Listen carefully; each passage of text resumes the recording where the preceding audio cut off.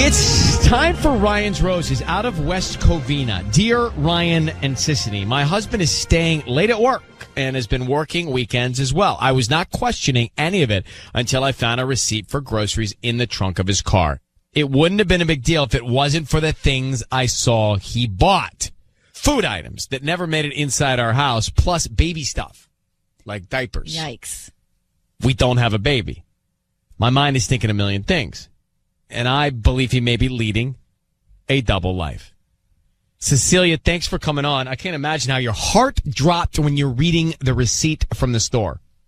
Yeah, it's terrible. I don't know what to make of it.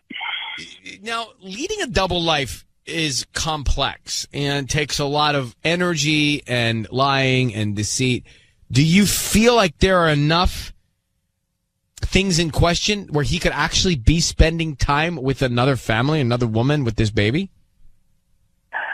Well, yeah, if you think about it, I mean, he works nights and sometimes on weekends, like randomly, because he's a car salesman. So sometimes it takes longer to, do a deal, or if a client wants to come in on a certain day. So at any point, you can just say, "Oh, listen, I got to go." And I've assumed he's going to work all this time, but maybe You're not. not so sure. You're not so sure.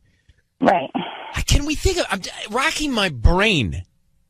Can we think of any reason why he may have bought baby goods? I have no idea. Like, my kids are 7 and 8, and his sister doesn't have any kids.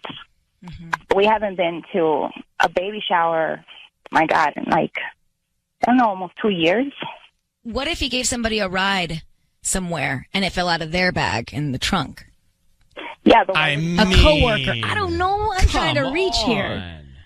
It's just he never mentioned anything. He never said, I'm stopping at the store to, with so-and-so, or, and if it was for someone we knew, I would think that he would say, oh, I saw, Did you whoever. find just one receipt? Yeah. Okay. Cecilia, hang on for 1 second. We are going to come back and we are going to call your husband and try and get to the bottom of this, okay? Okay. What if he is helping a struggling mom? Or what if he was buying this for without his wife knowing? Like a homeless situation, someone that's homeless and needs these things. And it was just something good that he did. I love him if that's the case. Okay, we'll I don't think that's the case. We're going to come back and call him. All right. Cecilia's on the line. This is a tough one. She thinks he's leading a double life. She thinks that her husband has a baby with another woman. He went to Ralph's, and apparently he bought essential items, including diapers and things for an infant. They don't have a baby. So she wants to know what's going on. This is the only receipt she's found, just one. It doesn't make a lot of sense. He works arbitrary late nights and overnights. I mean, that right there. He's a car salesman. So it's conceivable that he's spending time with somebody else. Cecilia, I need you to say, Ryan, you've my permission to call, and then whatever your husband's name is, on Kiss FM. Ryan, you have my permission to call my husband on Kiss FM. We are going to call him. We are going to offer him some roses. Sissany is going to try and find out who he sends them to. In the process of that, she's going to ask him a couple other questions, one of which is going to be, what do you want to put on the card? That can be telling. So try to stay quiet as long as you can until you hear us come in and tell him he's on the air, okay? Okay. Okay, Cecilia. How long have you been married to him? 10 years. All right. Good luck. Thanks.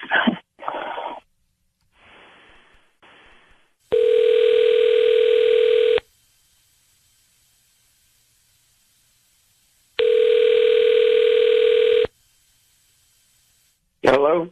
Hi, I'm looking for Roman. Yeah. Hi, Roman. This is Roman. I'm calling from Linda's Flowers. We just opened up here in West Covina, right on Azusa Avenue. How are you doing this morning? Doing okay. How you doing? I'm good. Thank you for asking. I'm calling because we're trying to promote our delivery service since we're brand new. We're giving away a free dozen red roses today, and you can send them to anybody that you'd like. They're absolutely free. I don't need any credit card information or billing info from you. Just the name of the person you'd like to send them to. Oh, wow. Wow, that's great. I would like to send these flowers to my wife, Cecilia. Okay. Aw, that's so cute. What would you like to put on the note? Looking forward to tomorrow. Looking forward to tomorrow. What's tomorrow? I mean, I'm sorry. I don't know. I shouldn't ask. Yeah, you should. No. Roman, it is Ryan Seacrest. Your voice is being broadcast on the radio. I need you to know that. We have your wife, Cecilia, on the line. Roman, what's tomorrow? Wait, what's tomorrow? Roman, it's Cecilia. Hello? What's tomorrow? Yeah. Tomorrow? What's tomorrow? Like looking for... What, honey? It's looking forward to tomorrow. Like, and the next day, and the next, like looking forward to... Is it a significant day tomorrow? Looking forward to the next day, you know what I mean? Living our lives together. That's it. Oh, okay. What's going on? Roman, she found a receipt from Ralph's, and you're buying baby food and diapers for a baby. Who are you buying whose baby, and why are you buying this stuff? Wait, I'm sorry. What? I'm sorry. You guys are confusing me. I don't know what is going on. A receipt for I found what? a receipt in the trunk of your car. A Ralph receipt with food that never came home, with diapers. We don't have a baby in diapers, and baby food. So what's going on?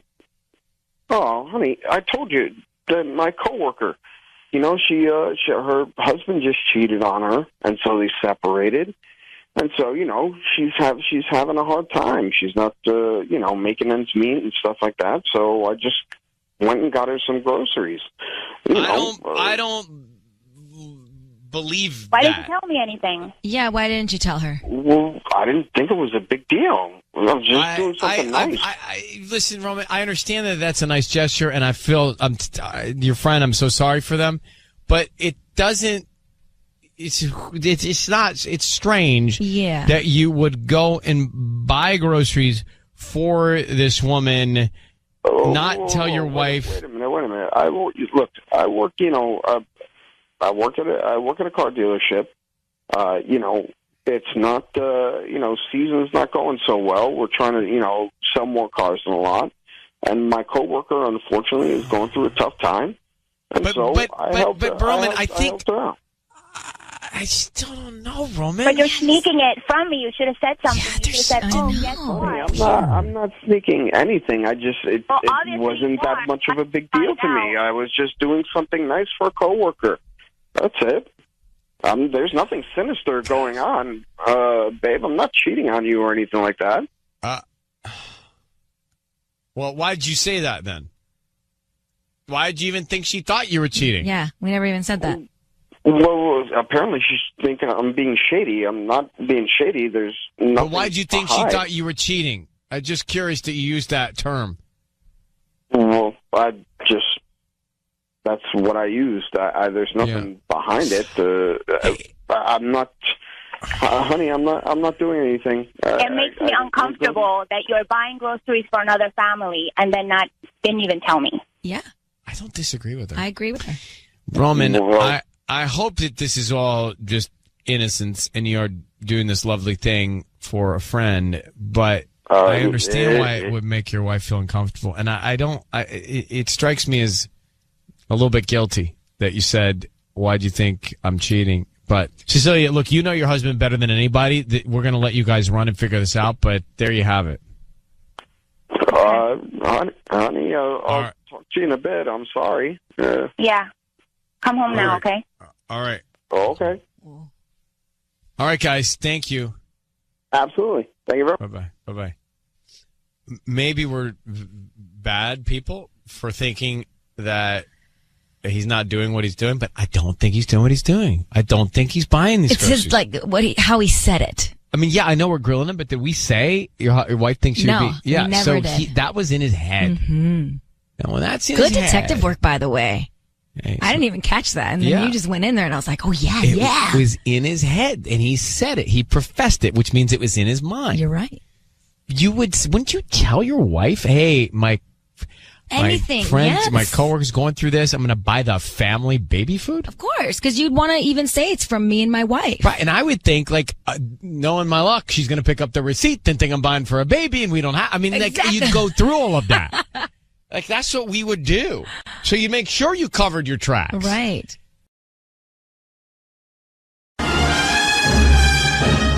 It's time for Ryan's Roses. I'm going to bring in Jason now. Jason's in Long Beach. So your wife's birthday. It's actually, it's today. I thought it already happened. It's today? Yeah, no, it's today. Got it. So you wanted to take her out today to lunch to celebrate, and she said she couldn't because she had a work meeting. Turns out, what was happening? Well, I saw her text, and it looks like she's actually having lunch with an old college friend. And I'm pretty sure they dated at one point, actually, too. So how did you see her text? Well, I mean, you left her phone out this morning, and I'll admit it. I was a little bit concerned already, so I just wanted to see if anything was going on. So I'll cop to that as me. But you were already insecure, or you already concerned about your relationship? I mean, yeah, but I think everybody is a little bit. It's just the fact that it's unlike her to just have a meeting and not tell me about it. And especially that it then turned out to be a lunch meeting with an old friend, which I would totally be okay with. If she had just said that she had to eat lunch with an old friend, I would understand it. But there's something about, like, it's on her birthday and she lied about it. So I'm worried. I think they might be having an affair. I just want to get to the bottom of this, you know? Right, and this is hours away, this lunch, apparently. But are you sure you want to do this? Because it's her birthday. It is her birthday. If you are wrong, you have the potential of ruining her birthday or making it really awkward. Yeah, I think we need to go ahead, though. I think we need to go ahead. I just need to know. I need to get to the bottom of this. Yeah, it's already awkward, too, so let's just go for it. Okay. Jason, hang on one second. There's no coming back. We'll make the call to your wife next, all right? It's time for Ryan's Roses. Jason's on the line. So, Jason in Long Beach, we're going to call your wife now. It's her birthday, and Jason thinks she's going to lunch with an ex, basically. And he asked her to lunch, his own wife, and she said, I can't have a work thing. He stumbled across a text to tell him all this. So, Jason, what we're going to do is offer, what are we going to offer? I'm going to say that I have a delivery of flowers for her from the other guy. What's this ex's name, this college friend? Will. His name's Will. So, sis, you're going to offer flowers from Will, right? Will, would you like anything on the card specifically to be said, like that Will would have said? I think it should just be like looking forward to lunch, and and whatever else the birthday girl wants. Just something that'll kind of prime that a bit. Something kind of flirty, maybe, so then she can be alarmed if it's not supposed to be. Got it. That way, if it isn't, she'll, Okay. All right, so hang on one sec. Be very quiet until we tell her she's on the air, and we'll see if we can find out. All right, Jason? Good luck.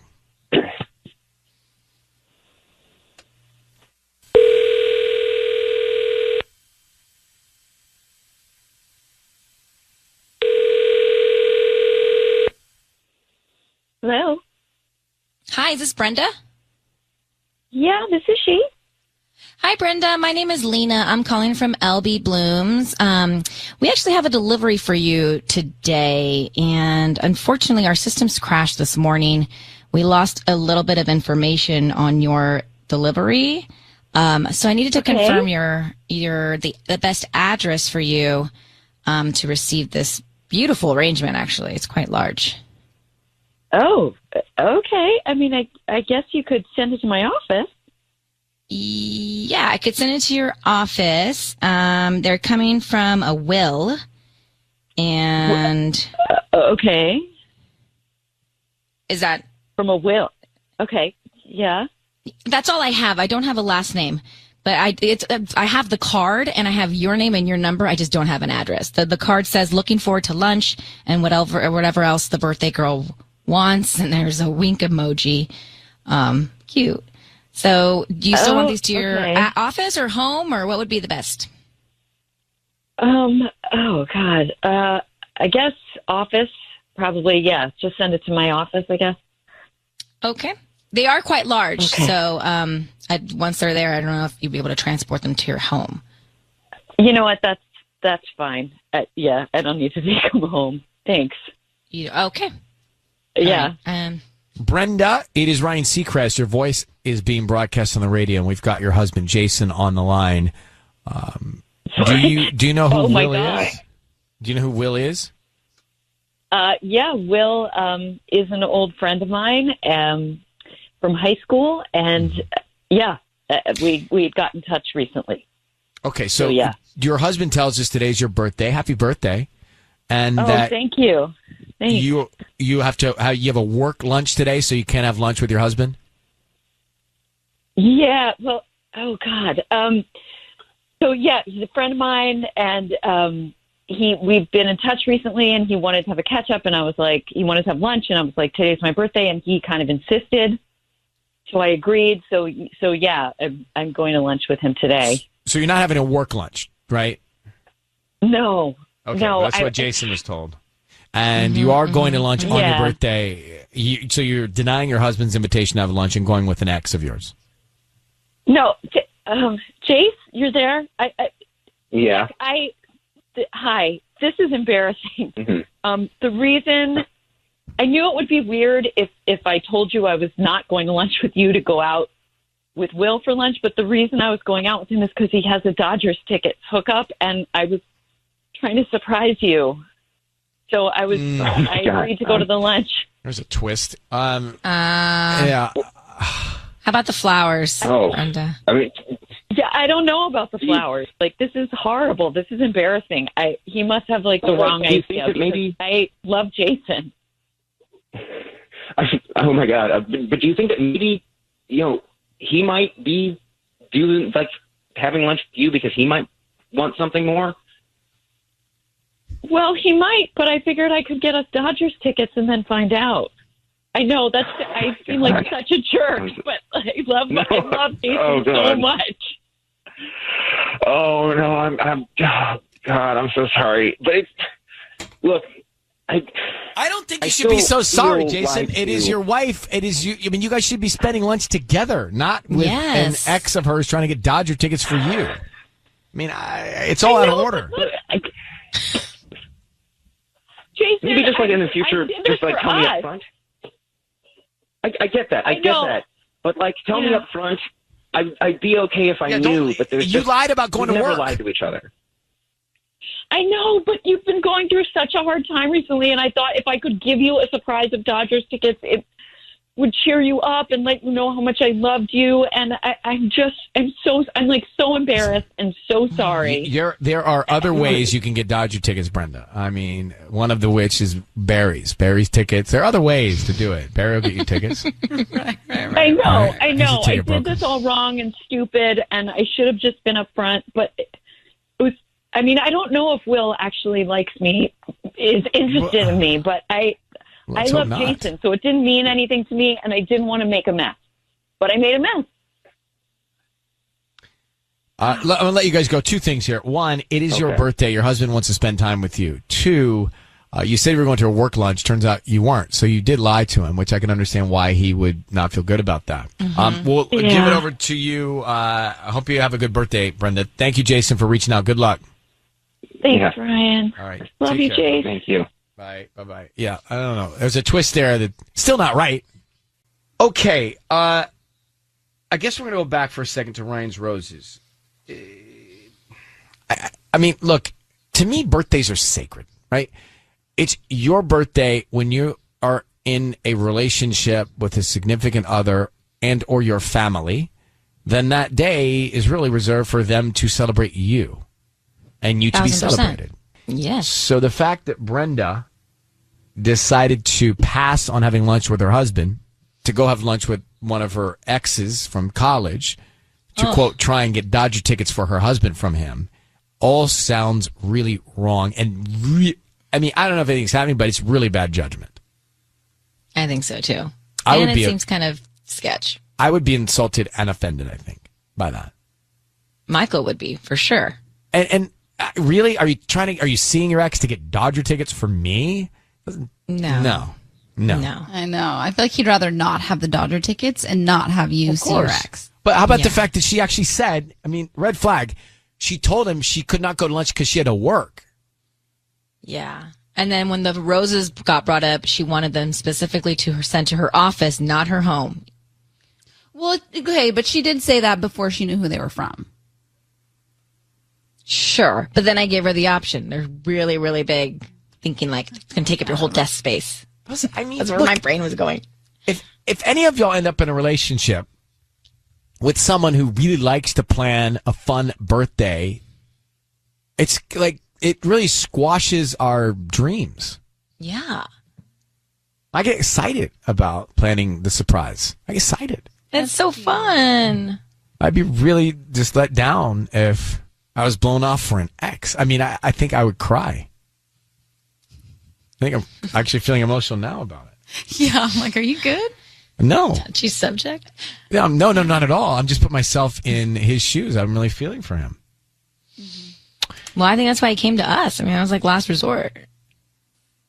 But, okay. Ashley's on the phone. Ashley, you are saying it is a deliberate lie. She lied to her husband, and she seemed thrilled about the flowers, right? Yeah, absolutely. I think she was lying from the minute she opened her mouth. She seemed really excited about those flowers and really eager to hide them at work. Well, look, I mean, and then all of a sudden the Dodger thing came up. Yeah. Yeah. I think you hit the nail on the head. She lied to her husband on her birthday about working at lunch when she wasn't working at lunch, and that to me is the beginning of a problem. Yeah. I think it would have gotten really messy if he hadn't caught on, if the husband hadn't caught on. Yeah, because it would have happened, right? The lunch would have happened. Who knows about these Dodger tickets, whether they're true or not? And then once I think it's true. It doesn't matter. It's irrelevant. Once you lie about work on your birthday, meeting with an ex, then it's all bad. It's messy already. Yeah. Big snowball. All right. I think so, Ashley, too. thank you for calling. Thank you for listening to us. You have a good day. I think she's loving the attention. She was loving the attention? She got caught up in the attention of it all. This guy, the old flame coming in. Mm-hmm. I agree. Wait, her own ego. Yes.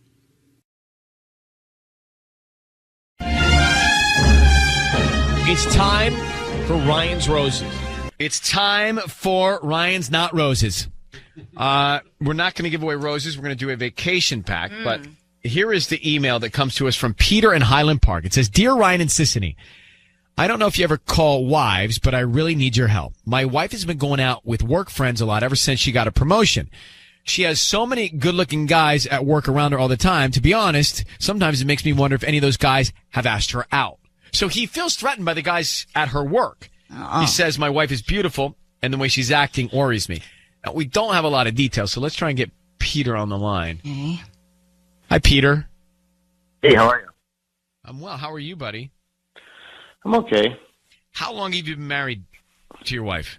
Gosh, 7 years now. And I just read the email to Sissany and to everybody, so we know that there is concern about some of these guys at work. Has there been anything other than her strange behavior or just the fact that this is in your head? Have you found anything material that may lead you to think she's actually cheating?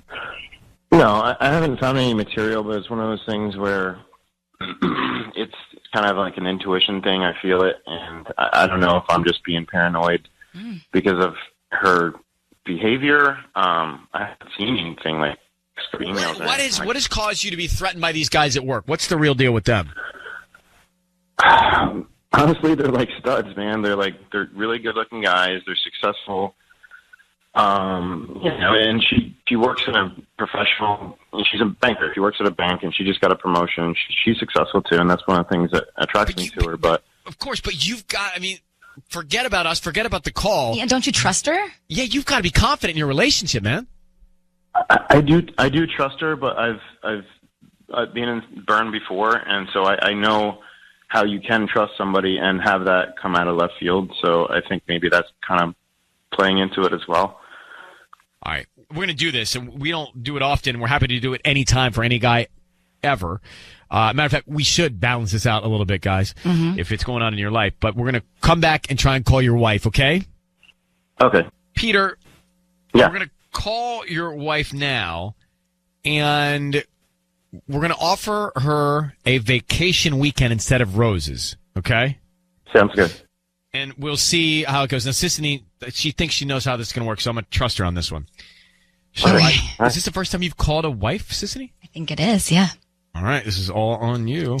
So what we need to do now is get your permission, Peter, for us to call your wife. So I need you to say, Ryan, you have my permission to call, and then whatever her name is on Kiss FM.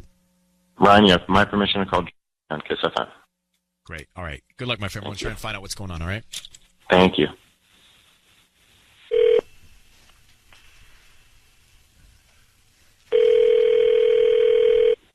Hello?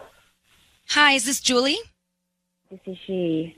Hi, this is Beverly. I'm calling from Spontaneous Destinations. We're giving away some free stays at some of our newest couples resorts. Are you interested in a free trip? They're absolutely free. I don't need any credit card information from you, any billing info. Peter, are you on the other line? Yeah. Hello? Julie, it's Ryan Seacrest and Sissany. Your voice is being broadcast on the radio. I need you to know that. Your husband is feeling threatened by some guys at work and is concerned that maybe something is going on. He asked us to call you. So, Peter, why don't you tell your wife what's causing this problem? All right, Jewel. Well, you know my past, and you know that I've kind of had things like this happen before, and to be perfectly honest, like when I see a pattern start like this, it kind of continues to. I just feel like you drifting. You know what I mean? Like, and I've been to plenty of banks. I don't know how many mixers you have to do after a banking day. I've never even heard of that. You're not in sales. Peter, what is your past that you refer to? I had someone leave me for somebody else, and she knows that. But not your wife. Yeah, but not your wife, not someone who you married, who you love. I mean, look, I don't know much about either of you, but you need to realize that you got to have trust in this relationship. You know, just because something happened in the past doesn't mean that everybody in your life, your only wife, is going to do it to you. You know, you can't let that fester, and you can't let that become something that makes an issue that's not an issue with your wife. So, Julie, let me ask you: are you cheating on your husband? No. So how do we then take it down a notch, and so that there's trust and confidence? What's your suggestion? There's no reason for him not to trust me. Plus, he's seen the people that I work with. Not anyone I would ever cheat with if I were to cheat, which I'm not. Right. Okay, Peter, we're going to let you and your wife work this out together. I hope that you can have a peaceful relationship and get up every day and know that she's all about you, and she's hopefully thinking of you all the time. And Julie, to the extent you can help him with that, it'd be great. Yeah, you can include him a little bit more, Julie. All right? Yeah, honestly, that's it. Thank you. All right. Thanks. Right. It's time, as a public service, for Ryan's Roses. This is crazy. This has never happened, actually. Let me read you the email that we got. It says, Dear Ryan and Sissany, my daughter is in high school. The other day she came home from school, told me one of the boys in her class came up to her and said, I think your dad's having an affair with my mom. Can you imagine? The kids are talking about this. He said 3 times he's come home and seen my husband leaving. When he asks his mom about it, she gets red in the face. I have not confronted my husband on this. It could be nonsense, but I'd rather be safe than sorry. This is unbelievable that the kids are talking about it. And how old are they? Are they middle school, high school? High school. Okay. Daughter in high school. So they're adults, essentially, almost. I don't think you're an adult in high school. Last year. I get it, but still, if you consider me an adult at 18, that's like not good. I do consider you adult at 18. It's your right. All right. And this is from Alicia. It's in La Mirada. I don't like this at all. So, Alicia, just thanks for coming on. I just want to make sure we understand here. Your daughter, she came home from school. One of the guys in class says, I think your dad's having an affair. So the guy in her class has said that he's come home 3 times and seen your husband at his house?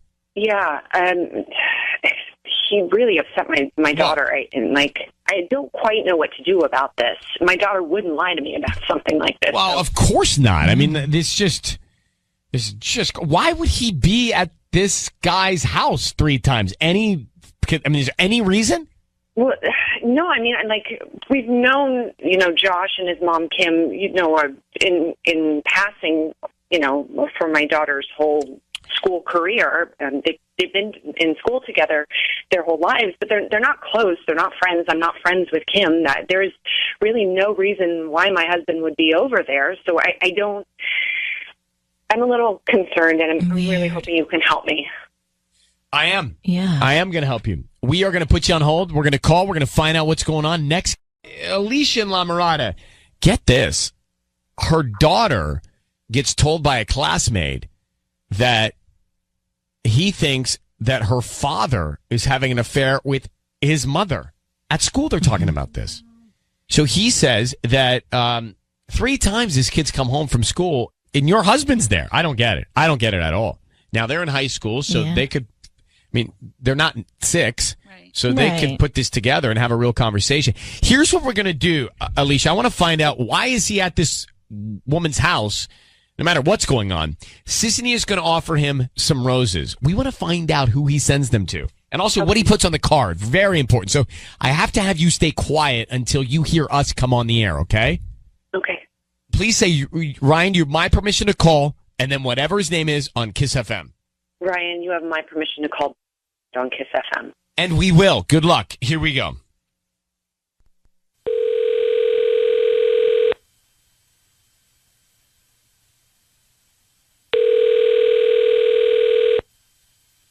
Hello? Hi, is this David? Yes, this is he. Who is speaking? Hi, good morning. My name is Josie. I'm actually calling from Josie's Flowers. I have a brand new shop here in La Mirada. We're on Valley View Street, and we're brand new to the area. So basically, we're doing a promotion today where we're giving away free dozen red roses, and you've been selected to give those to anybody that you'd like. Oh, well, that's great. Yeah. So all I need from you, I don't need credit card info, nothing. I need the name of the person you want to send them to and a quick note that you want to put on the card, and we can get them out by lunchtime. Sure. Can you send them over to Alicia?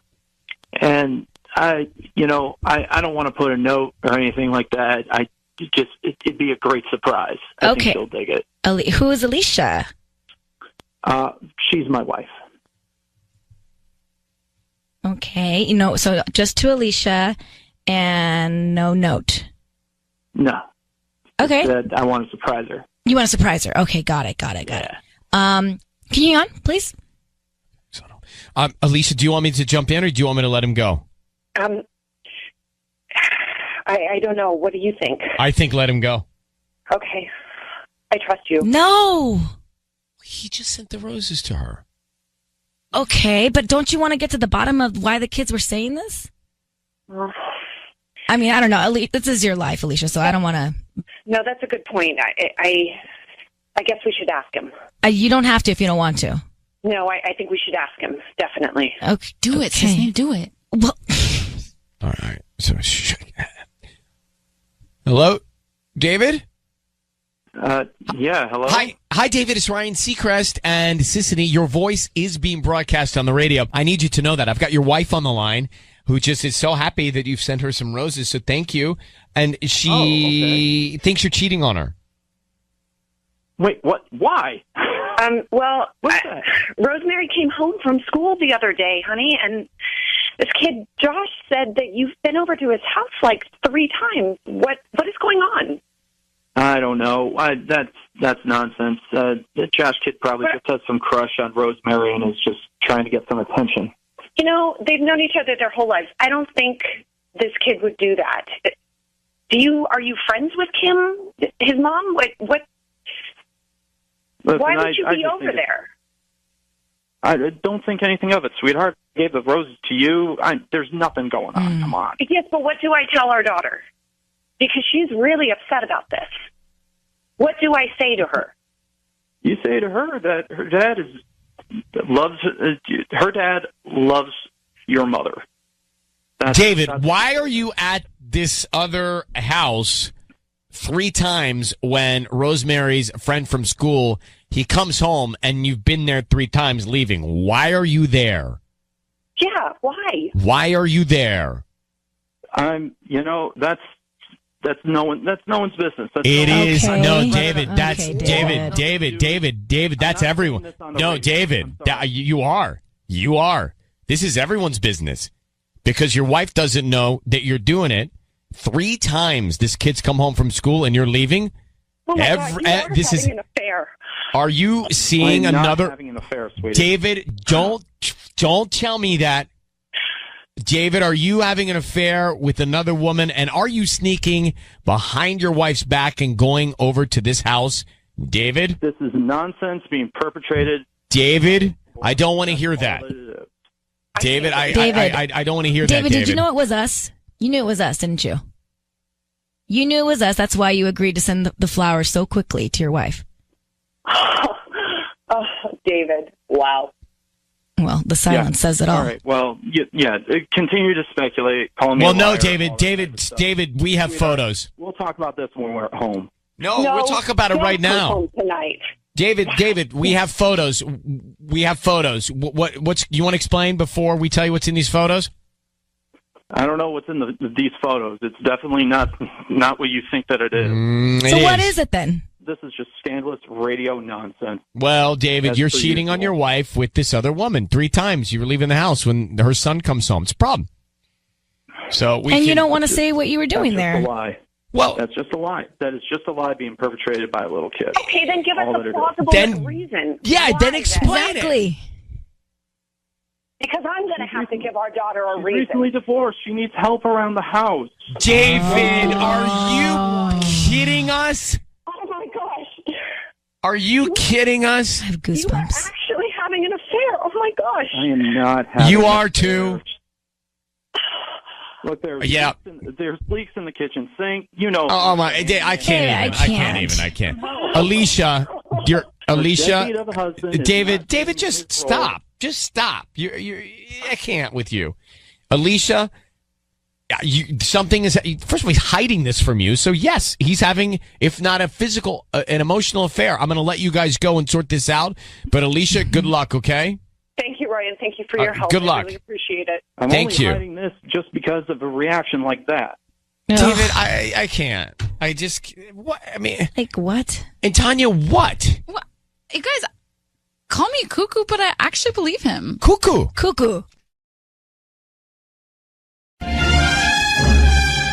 It's time for Ryan's Roses. This is a public service. If you think something in your relationship is just off, or you find a pair of sunglasses in your husband's diaper bag, then send us the story, Ryan@kissfm.com, and we will try and get to the bottom of it. Maria in Chino sent us an email saying, Dear Ryan, I took my husband's diaper bag in a rush when I was leaving the house the other day. I was changing my baby's diaper, and I found a pair of women's sunglasses in the diaper bag. I took the glasses. I have not asked them about them yet. Please find out what's going on. Maria's on the line with us now. Maria, I can imagine how ticked you must have been when you saw the glasses in the diaper bag.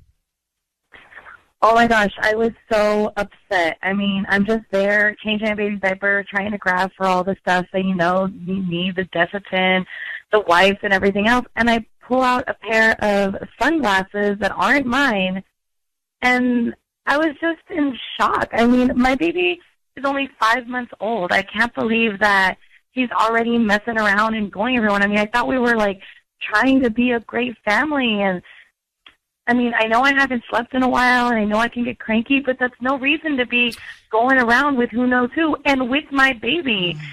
Camila's 5 months old. She doesn't need to be around anybody else. Well, let's see. Maybe there's an explanation. Maybe they are accidentally in that bag somehow. I don't know how, but maybe accidentally they ended up in that bag. Maybe they're his mother's or a family member that was with them at the park and just set them in there. No, we don't have any family that he hangs out with like that. Has he messed around in and the those past? are not like his mom. Those are not mom's sunglasses. Is this the first time you think he's done anything, or Sissy was saying, has he messed around in the past? I mean, nothing that I could actually say I caught him in the act, but I have had my concerns before, and now with just like seeing another woman's sunglasses, I mean, that's like some physical evidence that it just gets my blood boiling. Like, I can't even see him right now because I don't know what's going on. I don't know what he's doing. I don't know who he's messing around with. Like, I'm just constantly angry right now especially because he's taking my baby with him, because obviously it's in her diaper bag. He only has that on him when he's with her. All right. Maria, I need you to say, Ryan, you have my permission to call, and then whatever his name is on Kiss FM. Ryan, you have my permission to call on Kiss FM. Okay, here is what is going to happen, Maria. Sissany is going to call him and offer him some roses. She is going to try and find out who he wants to send them to, and then if there's any sort of emotional note he wants to write on the card. That can be very telling. So we want to try and get as much out of him before he knows that everybody's here as we can, all right? Okay. Good luck. Here we go.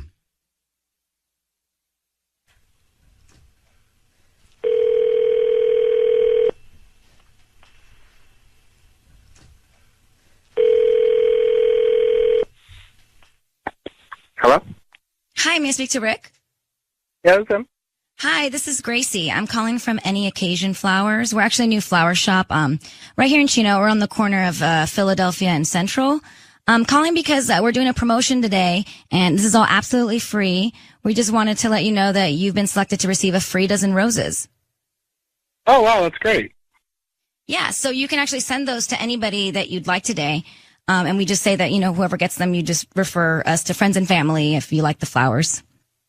Oh, perfect. Yeah, I know exactly who I want to send them to. Sweet. Okay, so what is the name that you would like me to put on the card? My name is Camila. Camila. Okay, and then what would you like? You can write a little note on there, too. You are my sunshine. You are my sunshine. Okay, cute.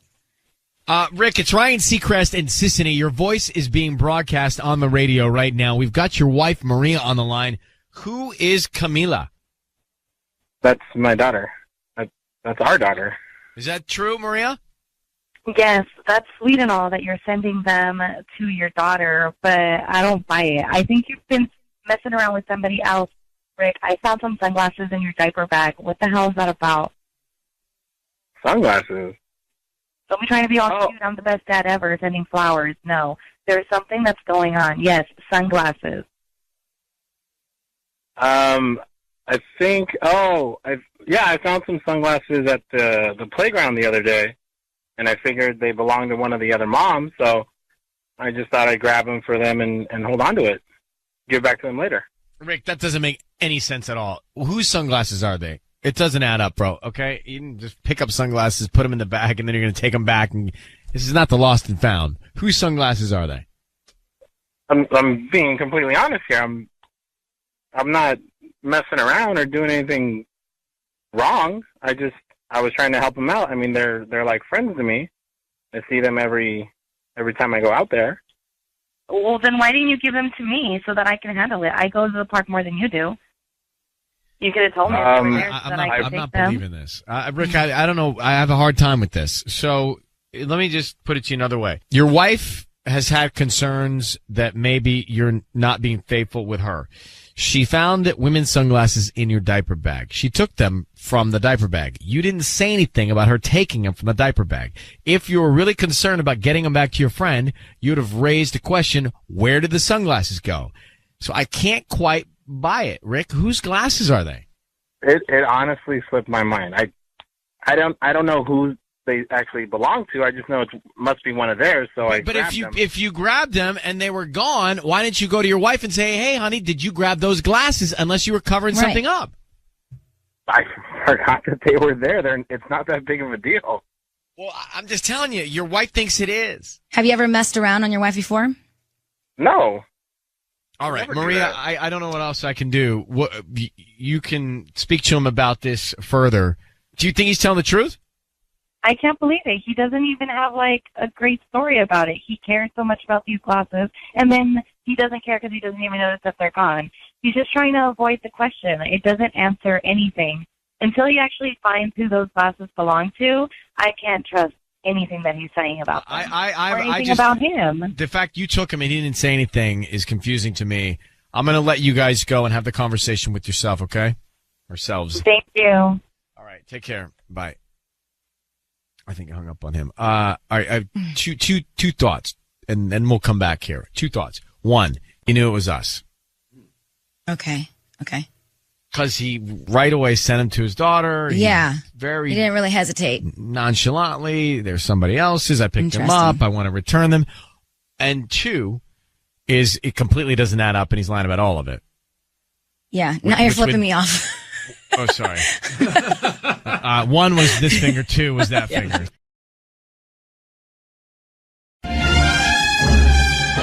It's time for Ryan's Roses. Dear Ryan, here we go. I'm reaching out to you on behalf of my daughter. Something is off with her husband. She seems very out of sorts lately about it. And I know my daughter, so something's up. My son-in-law is never around anymore, and I know that weighs on my daughter. He was supposedly taking another job, but I'm afraid it's something else. I don't want to feel this way, but I fear for my daughter and don't want to alarm her if I don't need to. So she thinks that her daughter's being cheated on, and she wants to find out if it's fact before she goes to her daughter. So the mom wants to call the boy. Yeah, because it's from Antonia, who's the mother. Right, exactly. Wow. Antonia, thanks for coming on with us. What a complicated situation this is, huh? Yes.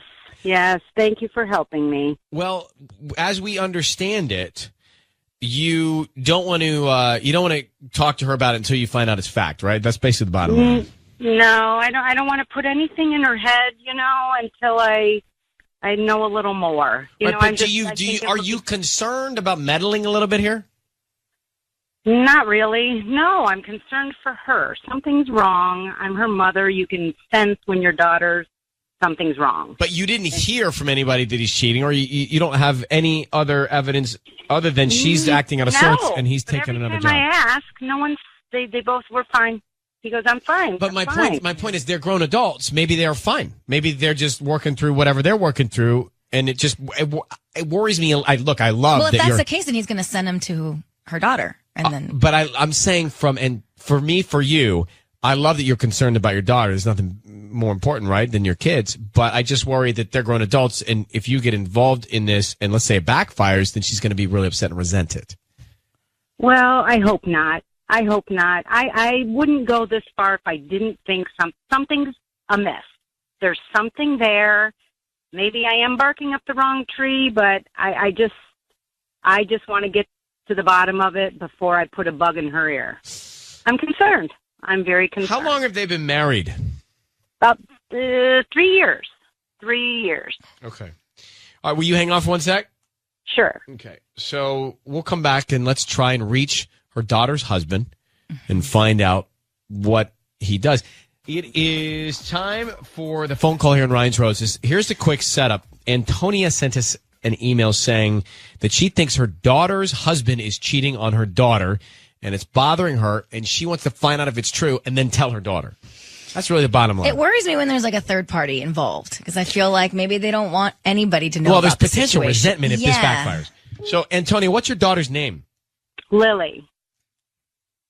Okay. All right, I need you to say, Ryan, you have my permission to call my daughter's husband. Ryan, you have my permission to call my daughter's husband. And his name? On Kiss FM. On Kiss FM. So we're going to make this call and find out who he sends the roses to. We want to also find out what he puts on the card just to see what's in his head, okay? Okay, thank you. All right, well, good luck, Antonia. Thank you.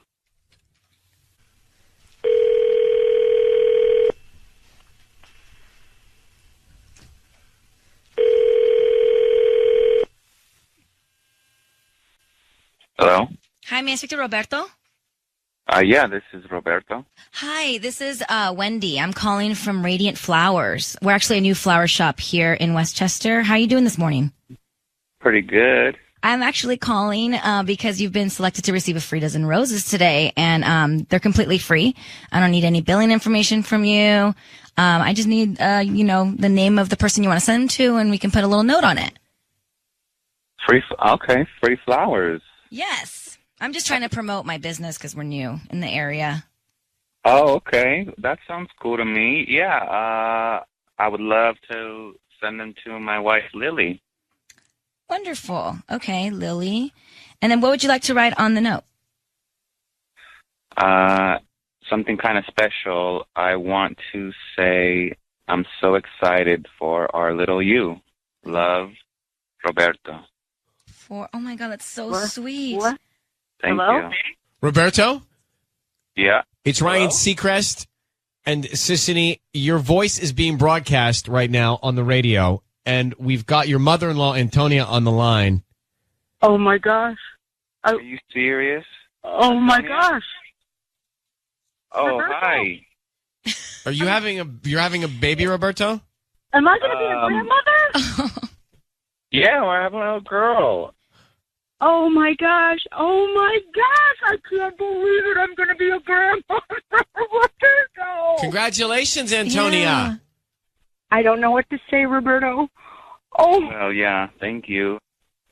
So, Roberto, we're on the line because truly your mother-in-law was concerned about her daughter because she noticed her daughter was acting differently, and she was just drawing her own conclusions. But I think the great news here is this is a family that's about to get bigger and closer together, and lots of celebrations. And so, Roberto, with that, we'd actually like to give you something, okay?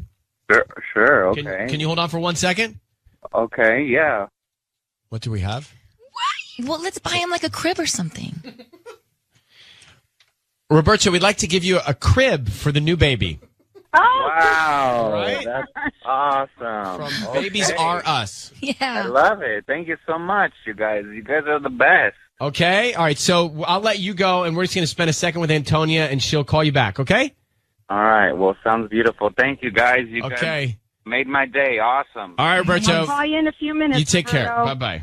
Okay, bye. All right, Antonia, so that all makes sense now. Oh, boy. You and me both. Oh, man. Hang on. Well, technically, it's oh girl. We are terrible people. That's okay. There's a baby on the way. But Antonia and you and me are bad people You today. and I didn't know.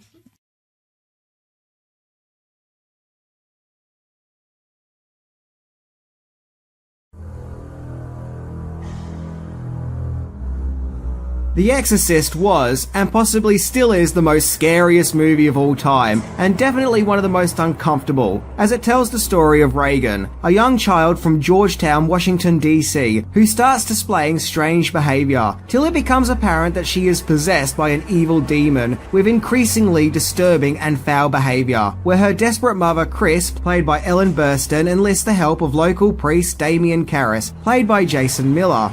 However, it becomes clear that Reagan needs an exorcism, where Father Merrin, played by Max von Sydow, shows up to rid the demon, of which he has come face to face with the evil creature in the past and must settle an old score. Released in 1973, The Exorcist shocked, appalled, repulsed, and terrified movie audiences, and became an instant horror classic. There is actually tons of interesting stories and trivia when it comes to the behind the scenes of The Exorcist, more than just a top 10 can do justice for. However, today I'll just focus on the 10 things that stood out to me. But if this video interests you and you want to know more, then I encourage you to see for yourself and check out the behind the scenes of The Exorcist, as it's a very fascinating movie. So with that, 10 things you didn't know about The Exorcist.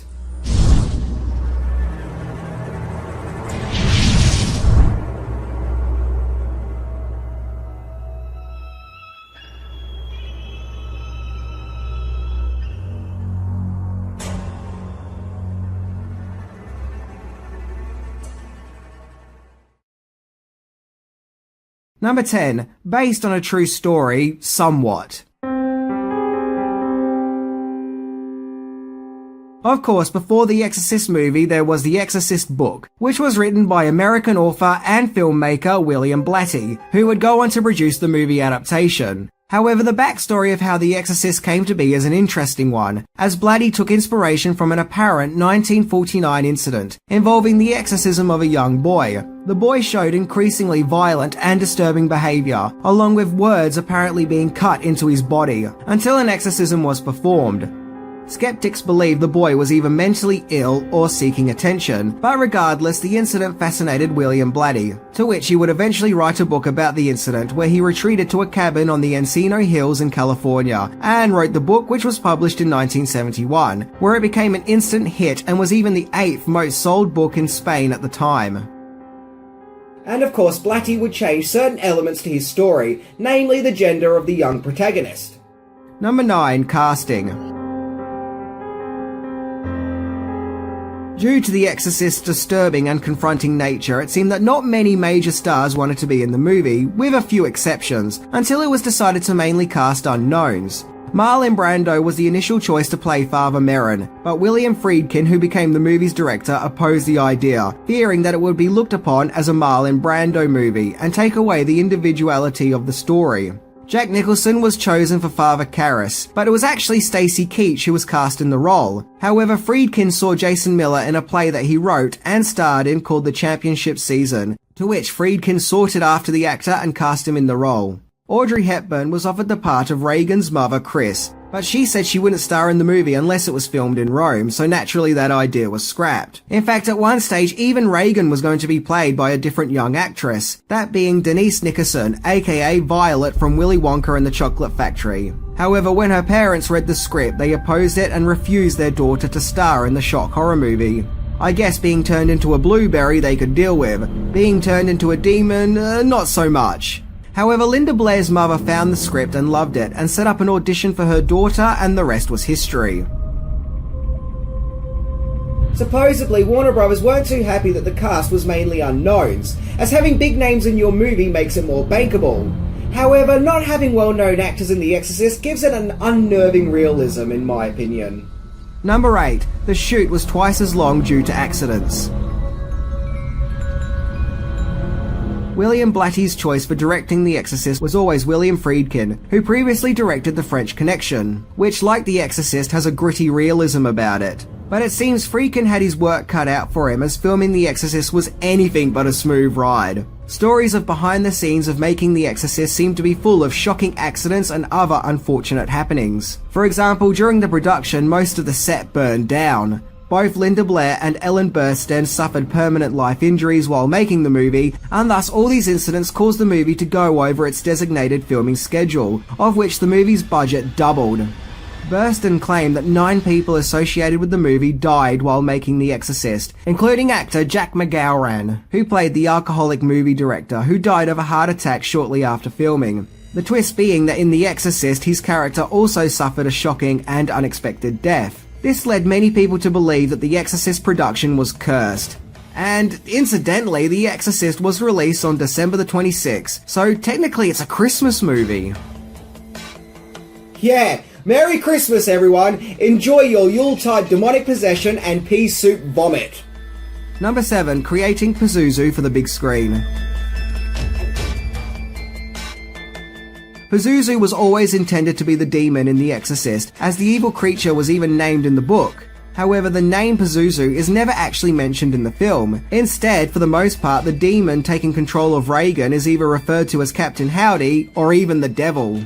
Pazuzu is actually a part of religious scripture, where it's explained that he's a demon of the wind and can control storms and drought. However, leaving ambiguity over the true identity of the demon in The Exorcist does lead to more intrigue. For the most part, the demon was performed by a young Linda Blair, along with Mercedes McCambridge, who provided that eerie and haunting voice. McCambridge was a radio actress, once even praised by the great Orson Welles. She apparently chain-smoked and was on a diet of whiskey and raw eggs to achieve the voice. She originally wasn't credited in the movie, which caused something of a stir, to which her name was then finally added to the credits. The actual face of Pazuzu, which often flashes throughout the movie, was performed by actress Eileen Dietz, who would have been about 29 at the time of filming. And yes, it's weird seeing her without all the makeup, as she looks nothing like how she does in The Exorcist. In fact, there is even something quite elegant and glamorous about her. Interestingly, there are even some production photos of Diaz in makeup as a possessed Reagan, so I wonder if she was originally going to have a bigger part and maybe even play Reagan in her advanced stages of possession. Also, this behind the scene footage shows that the actress was used for close-up shots of Reagan projectile vomiting. So yeah, the actress actually does pop up every now and then throughout the film. Number 6. Deleted spider walk scene. Something of an anomaly of The Exorcist is the staircase spider crawl, where Reagan comes down the stairs in a truly shocking and inhuman looking manner. Despite being in the book, Friedkin felt that it happened too early in the film, so he removed the scene, which I personally kind of agree with, as part of the horror of the first part of The Exorcist is not knowing exactly what is going wrong with Reagan, along with her mother's struggle to find out. Having this scene would have set up straight away that supernatural forces are at play very early in the film, thus removing the mystery and tension. Also, the scene features Reagan crawling around the place with a snake tongue. Look, to me this just doesn't go with the film and seems cheesy. The scene was put back in the movie for the 2001 director's cut, where this time we get a close-up of an actress spewing blood, but to me it still doesn't work as you can clearly see the actress isn't Linda Blair. Number 5. Possessed Reagan was going to look more like a witch. Dick Smith provided the makeup effects for The Exorcist, which were pretty groundbreaking for the time. Dick Smith needs little introduction, having provided makeup effects for The Godfather and Scanners. However, it seemed that there was something of a struggle to find the right look to give possessed Reagan, where at one stage she was even going to resemble a witch, complete with crazy hair. Seriously, just give her a pointy hat and she's a witch. There were alternative makeup designs, like this one which kind of made her look like a vampire, but it actually looks slightly comical at the same time. With these two, where they tried to make her look elderly. I think they got the look right eventually, where they made Reagan look more diseased than monstrous, which looked horrific but subtle. Also, the scene where Reagan does the famous head spin was performed by a dummy, and to make sure the dummy looked real enough, it was placed in the back of a car and driven around Washington DC, to the shock of onlookers. Number 4. The Exorcist changed the perception of the Ouija board. Ouija boards have been around since the 1800s, and believe it or not, but they were often seen as a popular thing to do while on a date. Despite the fact that these strange boards could supposedly communicate with the dead, Ouija board historian Robert Murch claims that they were seen as silly and jokey, an odd humorous gimmick, even appearing in a 1951 episode of I Love Lucy. However, he also claims that after The Exorcist, no one was laughing anymore. Everything changed, thanks to a scene where it's implied that Reagan had made contact with the terrifying demon after playing with a Ouija board, with customers now fearing that Ouija boards will also make them yell out vulgar profanities while spewing out green soup. Yet, from then on, the boards were seen in a much more sinister light, and became something more associated with terror and demonic possession. No longer were they seen as being harmless, of which even in modern years, horror movies revolving around Ouija boards are still being released. And of course, after The Exorcist, the Ouija board was denounced by religious groups and became more of a controversial pastime. Number 3. Famous imagery inspired by paintings.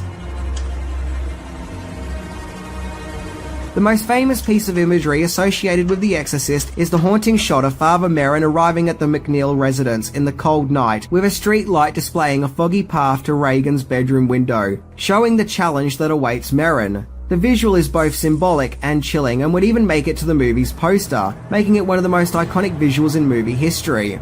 However, the production took inspiration for this scene from a series of paintings, those being René Magritte's Empire of Light.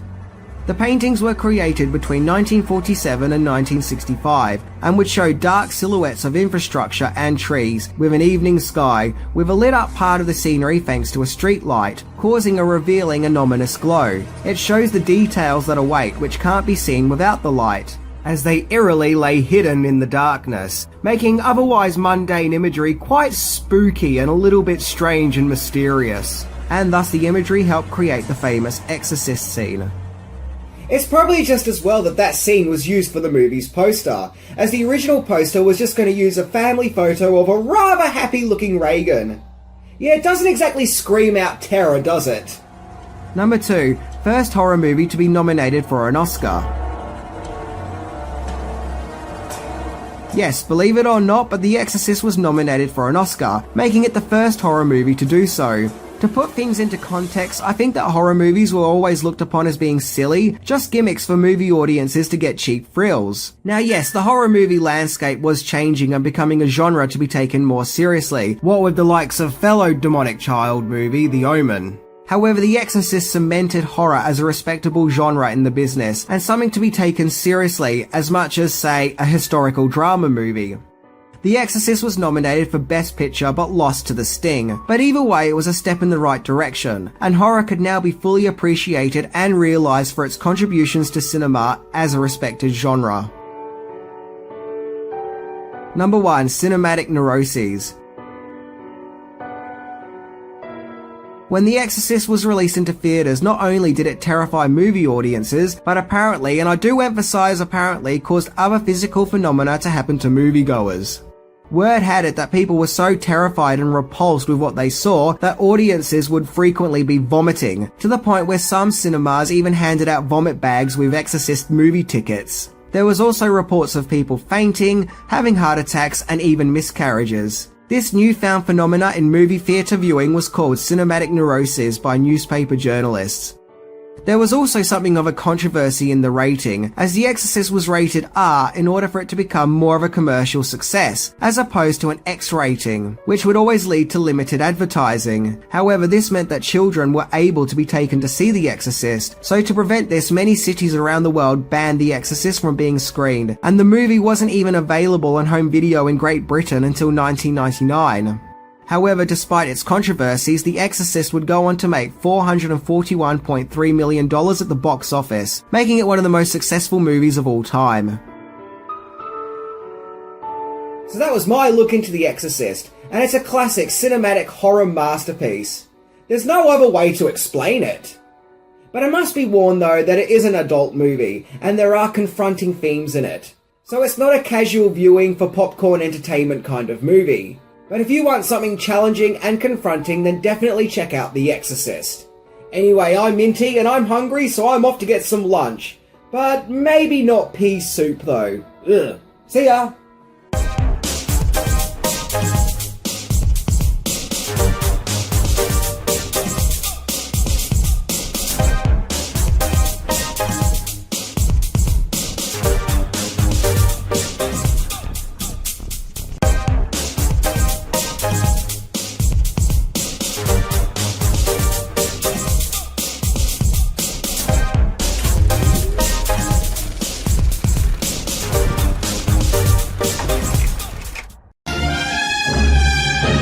It's time for Ryan's Roses. Here's the scenario. If you use a sitter for the kids, imagine this. Or if you've got, like, the deal where it's guys' night, girls' night each week. So, Angie in Riverside says, Dear Ryan and Sisney, my husband and I do a night out every week where he goes out with the guys and I go out with the girls. While we're gone, we have our sitter come over to watch the kids. What I've noticed recently is that he always seems to get home first and then sends her home. So she's not back, he's back chilling, and she's gone. So, like, he's dismissed her. Mm-hmm. I fear he's using our nights out as a way to get me out while he goes back. So she thinks he pretends to go away with the guys, but sneaks back during the time she's away and hooks up with the sitter. That's what she thinks. So bad. I gotta tell you, though, I've seen a lot of movies. It's not a smart idea to hire a hot nanny. Yeah. Mm-hmm. I know. I'm just with you seeing on that. too many things. And no offense to hot nannies out there. I'm sure you're beautiful and you're great at your job, but I will never hire you. Well, it's not, and that's not fair, and you're discriminating. I know I am, but I feel like more people should do that. All right, so let's get Angie on the phone. Hey, Angie, thanks for coming on. Let me try and figure this out. Are you this babysitter? Can you describe this babysitter for me? Okay, she's short, black hair, brunette. She has dimples, big eyes, long lashes, fake lashes, big boobs, of course. Yeah, why did you hire her? Yeah. I needed a sitter. Me and my husband, we wanted to start going out more because we were spending too much time with each other and starting to argue more. So we said, okay, let's have a date night. We go out on the same night, same time, different friends to give each other a break. You know what I mean? did you see her as a threat? Forget it for a sec. Did you see her ever as a threat when you hired her? No, I'm very annoyed with the whole situation. I just want to find out once and for all, because what's really throwing me off is one day we go out and my girlfriend was running late and she sees him pull back into my driveway when we're supposed to be on date night. So why are you coming back? So you believe, I mean, he could have forgotten something, but you believe he's actually playing a charade where he gets dressed, leaves, waits, and then comes back and hooks up with her and then sends her home? I just don't know. I don't want to. But that's what you think could be going on. It could be. Have you seen them interact together? Well, not really. It's just because it's all in passing, and we're usually leaving out at the same time. And sometimes I leave after him, so he's not even there when she comes. So I don't really get to see the interaction. But I'm just kind of nervous. Just kind of nervous because you got to set up a nanny cam. I do have a nanny cam. And can I just tell you about that really, really quick?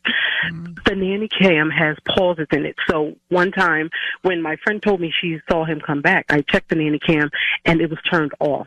Please tell me why. Okay, well, please give me a valid, logical reason. Now we're getting somewhere, okay? Now we're underneath the Earth's surface, getting closer to the Earth's mantle. All right, hold on for 1 second. We are going to come back and make the call. It is the call. We're making the call for Ryan's Roses. Angie thinks that when she and her husband have guys' night, girls' night, same night every week, that he leaves but comes back and hooks up with the babysitter. So let me grab Angie here. But Angie said that the nanny cam was turned off. That to me is the smoking gun. Yeah, there's pauses in the nanny cam. Right, so there's edits, or it's been shut down and turned back on. Yep. Angie, we're going to call your husband. How long have you been married? 5 years. We are going to have Sisney offer your husband some roses. We want to find out where he sends them, like who the person is. And then also, if there's a note on the card, that can tell us a lot. But you have to stay quiet. Key. Yes, please. Don't, I know you may want to react. Don't react until you hear us talking, okay? Okay. Would you say, Ryan, you have my permission to call him that, whatever your husband's name is, on Kiss FM? Ryan, you have my permission to call on Kiss FM. Okay, here we go.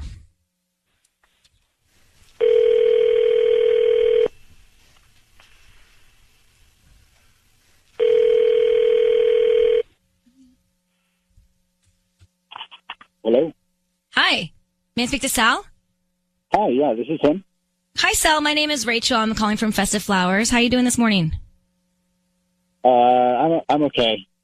I'm all right. Hi, I'm calling because we're new to the area, and I'm calling because we're trying to promote a delivery service, and we're giving away free dozen roses. You can choose any color and send them to anybody that you'd like this morning. We're brand new here in Riverside. I really appreciate that, and I appreciate your time, but you know, if you're going to ask for my credit card in a couple of seconds, then I'm just going to no credit card info, no billing info. They're absolutely free. We just hope that you, whoever receives them likes them, and then kind of just word of mouth spreads about our business. We're actually right on University Avenue. You know where the coffee house is? Very close to that. Yeah. Yeah, like the corner okay. of like Orange and Yeah. University.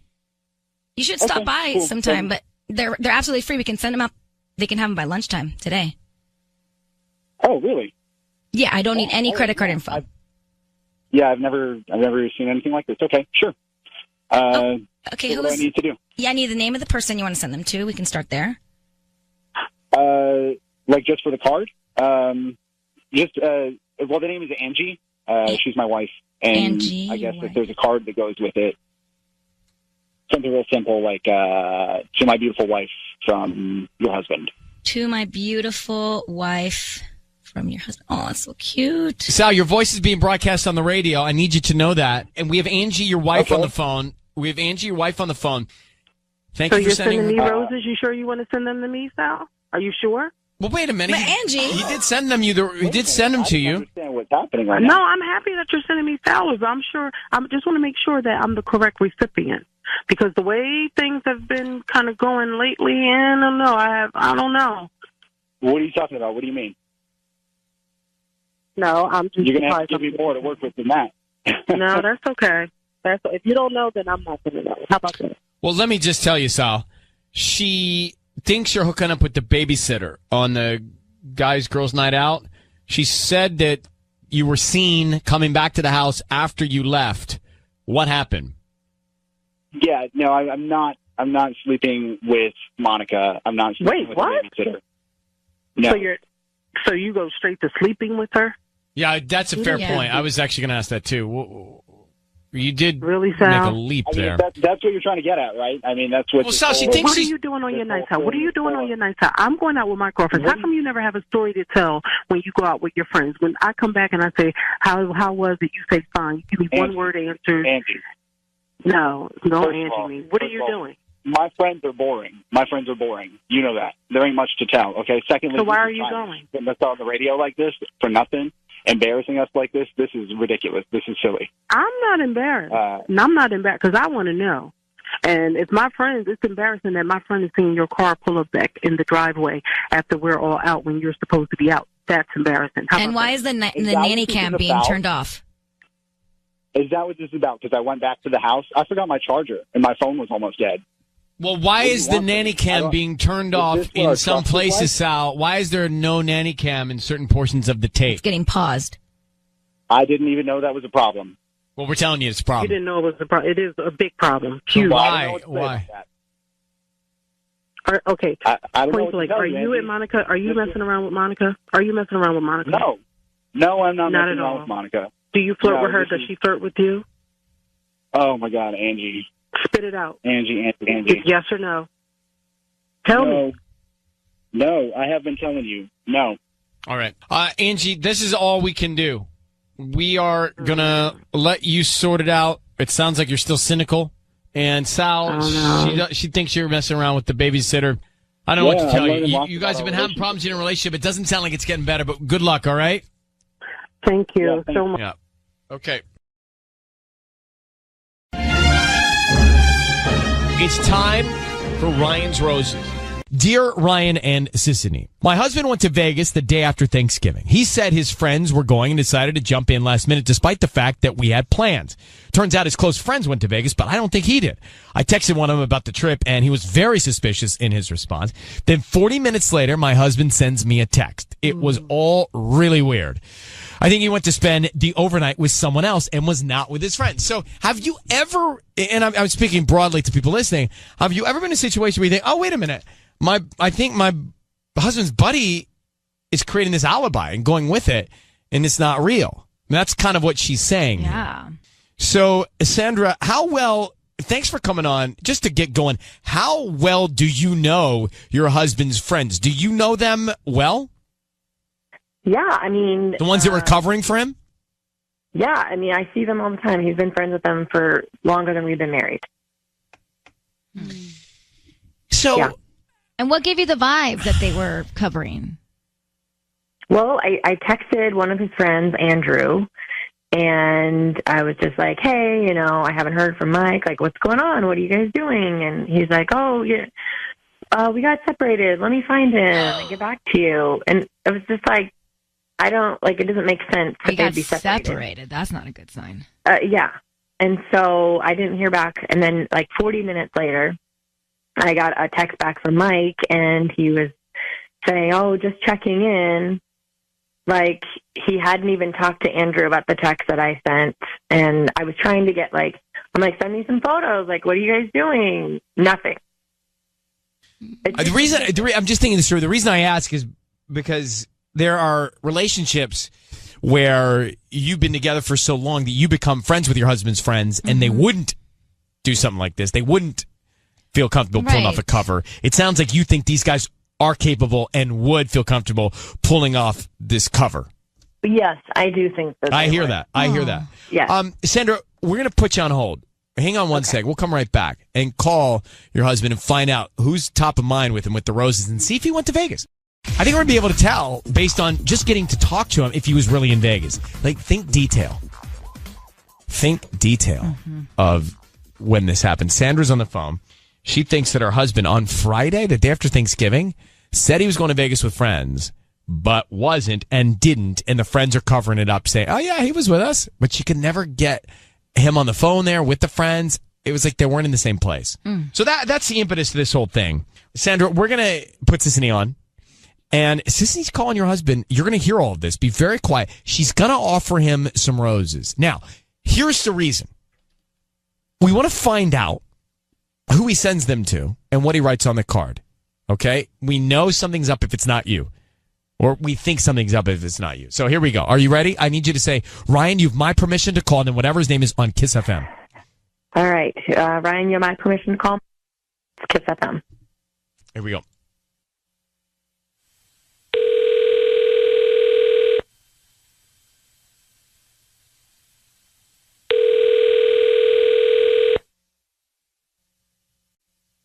Hello? Hi, I'm looking for Mike. Yes, this is Mike. Who's this? Hi, my name is Veronica. I'm calling from V's Flowers. We're actually new here in Torrance, right on Sepulveda, across the street from the mall. And I'm calling Not interested, thanks. Oh, no, I'm telling you, these are absolutely free. I'm basically giving away a dozen roses that you can send to anybody that you'd like. And I don't need any money from you, any credit card info, anything like that. Okay, yeah, I'm not giving you any information. No, the name of the person that you want to send the flowers to. That's all I need. Okay, so what's the hook? There's no hook? We just hope that whoever you send them to hopefully likes them and you refer us to friends and family. We're brand new to the area. Okay, all right. Okay, so what's the name of the person that you'd like to send these flowers to? Send them to Amber. It's AMBER. Okay. And can I add a note? Yes, absolutely. Okay. Until next time. Mike, it's Ryan Seacrest. I need you to know your voice is being broadcast on the radio. Who is Amber and what is next time? Your wife Sandra is on the phone, Mike. God. Mike, who is Amber? Wait, what? Mike, who is Amber? What is next time? What was the first time? Well, if you guys, What was the first time? The movie. It's the movie. There's it's a joke, right? It's what's that? Mike. Comedy. Who is Amber? Sandra? Who is Amber? Yes, this is your wife. It's part of when, God, what's the movie? Mike, come on. We're all here. Let's grow up a little bit. What are you doing with Amber? Did you go to Las Vegas or did you stay with Amber Friday night? Oh, okay. So exactly. So I went to Las Vegas and, one of the, who's Amber? Blackjack. I can't. It's a reference to, Mike, I can't even. Come on, Mike. You're wasting people's time on their way to work. Sandra knows what's going on. You didn't go to Vegas. You're obviously having an affair with Amber. You just sent a dozen red roses to her. Why? Hey, Mike, I can't look. Or did you go to Vegas Vegas and meet Amber there? Oh my God, Mike! I only know what I know. And Sandra, it sounds like she's right. What are you doing with Amber? First of all, you can text my best friend Andrew. I went to Vegas the day after Thanksgiving with my best friend. You are lying. I'm shaking right now. Like what? Was the comedy, and I'm just not. And they kept saying over and over until next time. And the woman, the girl, it was the ex-girlfriend. Her name was Amber. It's from one of the Hangover movies. That's what that joke is going. That is about. There is no joke. You're sending flowers to somebody named Amber. Mike, it doesn't exist. Mike, thank you very much for your honesty. Thank you for your honesty in sending the flowers to Amber. Your wife, Sandra, now knows you didn't go to Vegas and you're having an affair with Amber. So thank you. All right? You have a good day. You have a good day. Sandra? Yes. Do you have any idea who Amber is? I've just hung up on him. Do you know who Amber is? I have no idea who that is. Okay. Well, I think you now need to do a little work here. Oh, my God. I'm sorry. It's not great. Please know that his candor with Sissany on the phone and his honesty just gave you the information you need. So thank God he was honest about thinking about Amber in a way, right? Call his friend right now. Call his friend right now before he can and say, hey, I know about Amber. But I see. God. All right. Sandra, we're going to let you go. Good luck. All right. I hope you find peace and happiness. That's the most important. All right. Goodbye. Oh.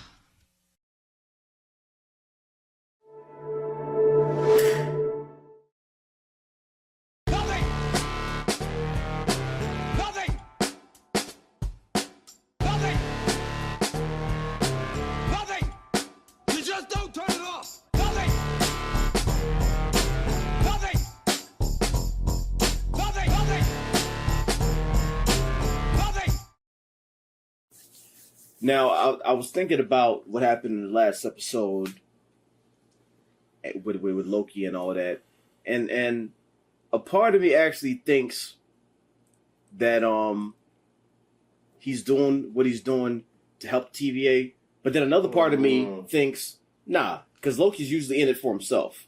So I'm wrestling with these two sides of my brain that's headbutting, and it's like at the core there's at least a little part of him that wants to help because he wants to be the center of attention. If he helps, that'll give him what he wants. So it may be out of the kindness of his heart, but he wants to help for his own purpose. And then the other side, is like, nah, he's doing what he wants to do, and he's in for the ride. He's stuck in a situation that he can't get out of. He's powerless here, so he's going with the program so he can betray him. So we'll see what happens. Now, when it comes to this motherfucker, it could be Lady Loki. It could not be. There's a chance that it's not. That's like the obvious choice when you look at her, like, oh, that's Lady Loki. But Marvel and trickery go hand in hand. Right, a lot. And they'll have you thinking one thing, and it's like, nah, motherfucker, you thought that was it, didn't you? No, it ain't. Check this out.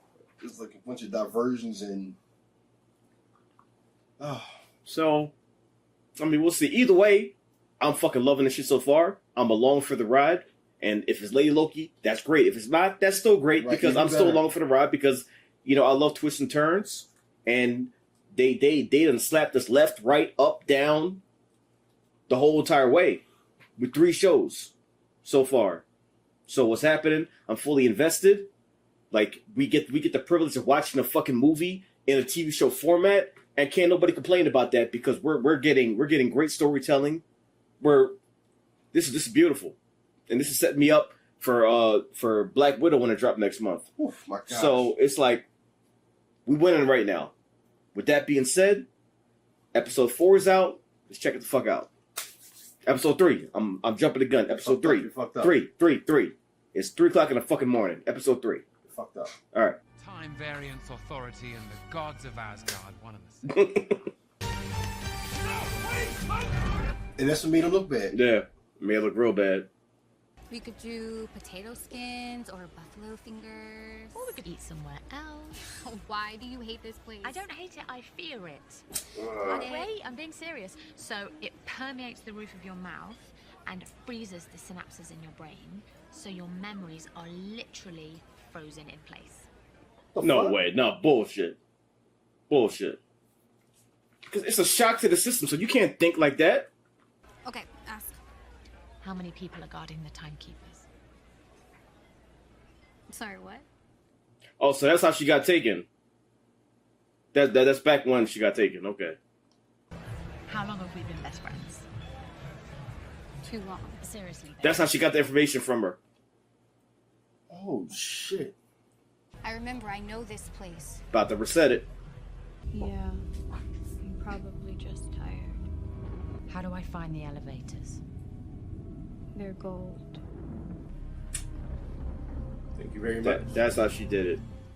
Okay, and that's right when they showed up. All right. Okay. Oh boy. Fuck. Mm-hmm. All 3 timekeepers.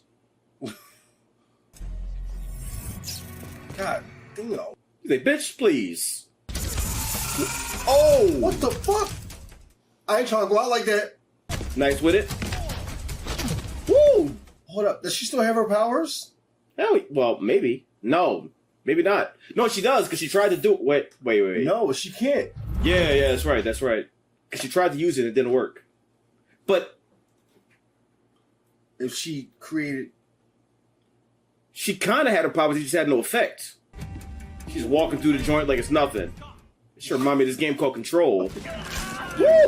Oh my god! Damn! A few questions. Have you really got nothing else better to do? Okay, Loki. Loki's still nice with it. Damn! Come any closer and I'll kill him. Go for it. Oh fuck. Yeah, they don't give a fuck about Loki. Goodbye, variant.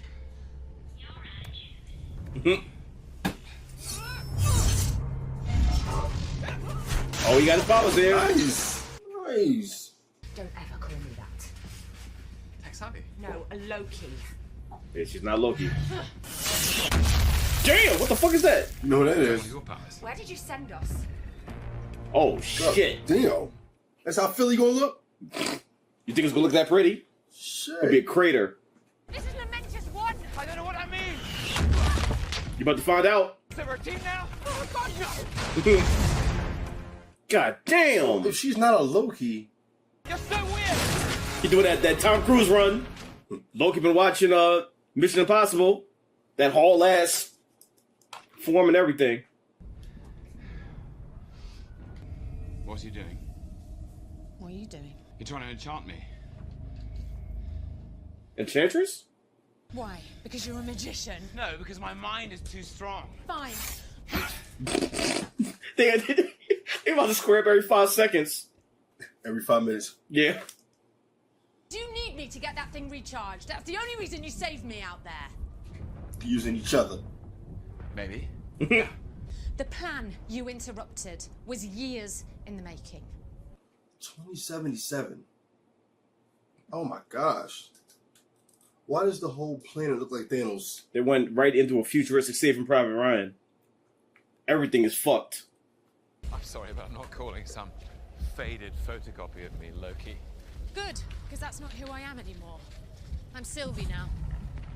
Oh, you changed your name. But That's definitely not Loki. Like Midgard from Final Fantasy VII. Gravity quakes. And of course, the gravity quake, what the fuck is that? annihilation. But I don't want to know. I don't want to be on a planet with something called a gravity quake. Fuck that. Okay, hand it over.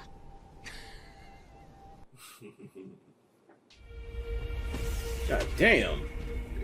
Into the fucking world. This ain't no TV show. It's a fucking movie. Beautiful. If it wasn't about to blow the fuck up, then I'd say I'd live there. No, I wouldn't. It is beautiful, though. Yo, you about to shank whoever living there? Oh, damn! Shit. He said, bitch, please. Oh, fuck. Damn! She been waiting all her life for that. Sorry about that. Don't be. I enjoyed it. Oh, I did too. But I can assure you. She waited years. She had a whole sword in her hand. I knew it. She gonna shoot him too. You're as beautiful as I. Yep.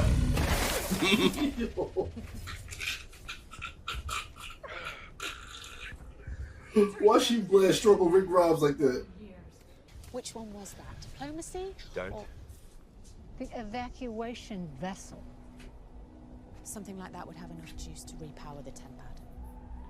You want to take their power and how would you? I mean, hopefully not take their power. Maybe they can feed off it to recharge that instead of sapping that shit and they can't get the fuck out of here. Because I can see her doing that shit. Like, we need it more than you do. Of course, the rich board first. Yeah, of course. Shit. This thing is suited up and all that. Like, we Right. first got that stormtrooper voice. This is some real life shit. If that ever happened, this is what's going down. Who said anything about fighting? All your plans involve fighting. True. She keeps saying enchant. That might be enchantress. Because Loki would just turn into the motherfucker. Right. Hello, look. Like someone with a shit plan. It's a great plan. I wonder if they can detect that shit. Probably not. Uh-huh. Whoa. That's real life shit. Look at what she's wearing. You know she rich. Just like Titanic. Sir, this... There you go. Both their plans worked. Everything okay? Combination of their plans worked. Teamwork. Oh, okay. Teamwork. Needed that teamwork. Just like real life, yo. Yeah, look at the wealthy. Look at them. They not even worried. Oh, his Because they plan's have about to blow up. Oh, that's fine. Let me get some fucking wine. Look at it. They got furniture for the ceiling. There are doors on both sides. Oh, just sit down. I can't sleep in a place like this. You can't sleep on a train. No, I can't sleep around untrustworthy people. Oh, right. Not me. But you feel free to take a nap. Both of y'all are untrustworthy. That's what he always... She was,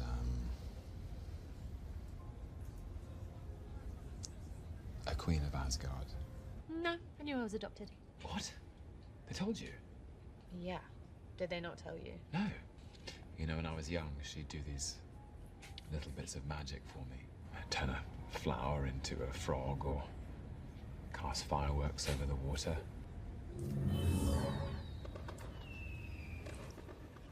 That's crazy. Whenever he speaks about her, he, Not bad.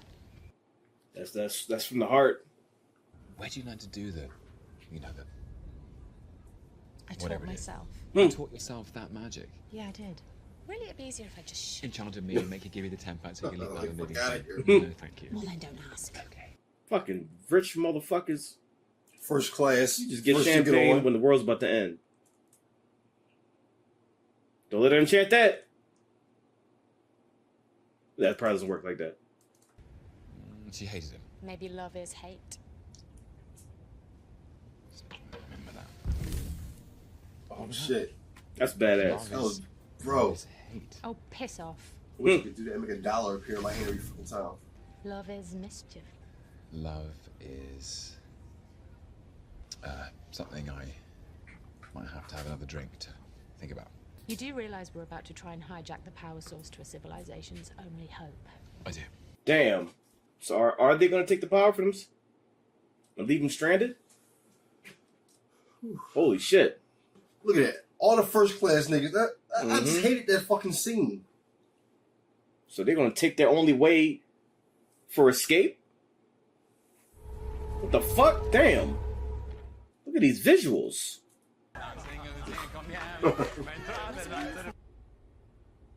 I hate multi-talented people. How you get these fucking gifts? I want to go to a party like that. Just like Thor. Old club days. Yeah, for real. Love is a dagger, but ultimately when you reach for it.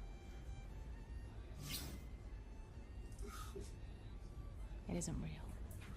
Damn. Love is an imaginary dagger. Alright, Loki. It doesn't make sense, does it? No. Terrible metaphor. Damn. I get it though. I had something there. I get it though. Made sense to me. Damn. He's the smoothest, nonchalant fighter. She just wanted to fight. Right, so bad. Damn. Oh, he's swinging for the raft. He's sitting there doing this shit. Fuck. You gotta do something. I mean, but now you can use it. Yeah, well, Loki got the hands. Yo, they're gonna throw it. Jesus Christ. Shit. Well, that's not ideal. Give me the 10 pack. All right. Every 5 minutes. You arsehole. You killed us. Maybe we can fix it. Okay. That might be the first time someone says asshole in a Marvel joint. You got drunk on the train. I'm hedonistic. That's what I do. I'm hedonistic. I want some wine and shit.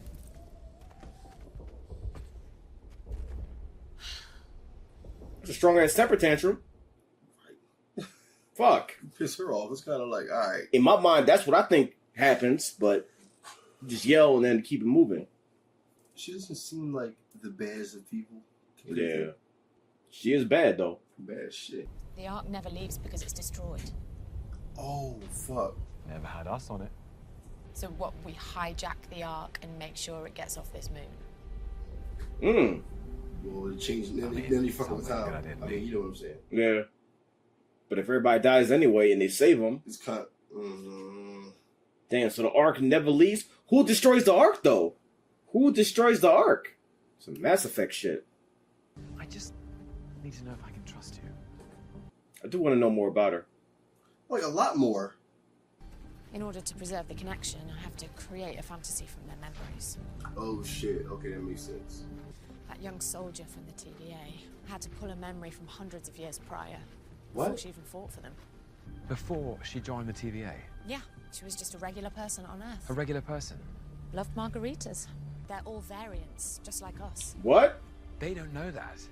Oh, shit. Huh. It's a beautiful looking city. Some Blade Runner shit now. Like, what would you do in that situation? You know the planet about to get fucking destroyed, and you stuck there. Like, what do you even do? It's kind of like you want to live your last moments, but before you blow the fuck up. Just gotta hope it's quick, right? Tom Cruise run, baby. Tom Cruise run. Oh, yep. Tom Cruise. Ooh, fuck. Impact too. Some Saving Private Ryan type shit. Yeah. Get the fuck off. What you doing? Oh shit. Yeah. Damn. You go with that one shot. Tom Cruise run, baby. Let's go. Let's go. Let's go, Ethan. Let's go. Yeah. One shot. Cam hasn't cut yet. Tom Cruise run, baby. Tom Cruise run. That place is like a nightmare. Shit is just blowing up by your side. Did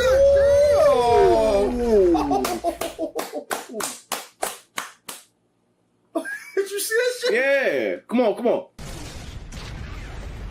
Damn. Fuck. That's how it got destroyed. Fuck. That was a crazy ass scene, man. That whole segment was fucking nuts.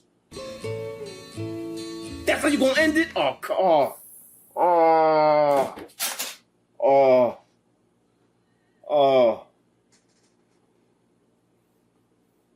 Whoa.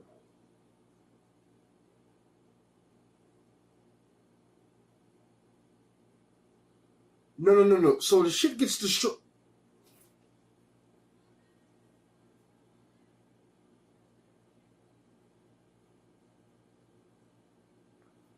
Listen, that whole ending sequence was fucking nuts. That shit was fucking nuts. This has been my favorite episode of this show so far. This episode was nuts. Fucking nuts. Insane. Did you hear what she said about the people at the TVA? Yeah. So they're all just... They're all variants. All variant. What the... Okay. They're all variants, and they don't even know. They don't even know it. Why was that hidden? So they weren't created.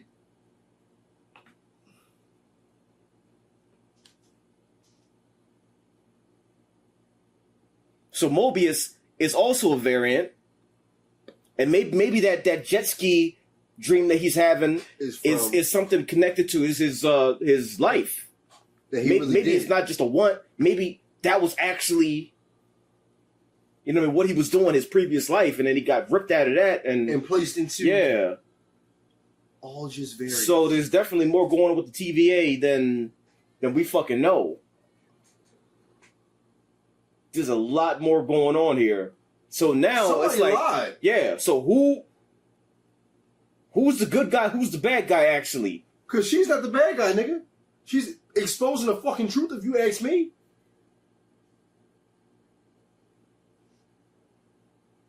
Now we get the questions.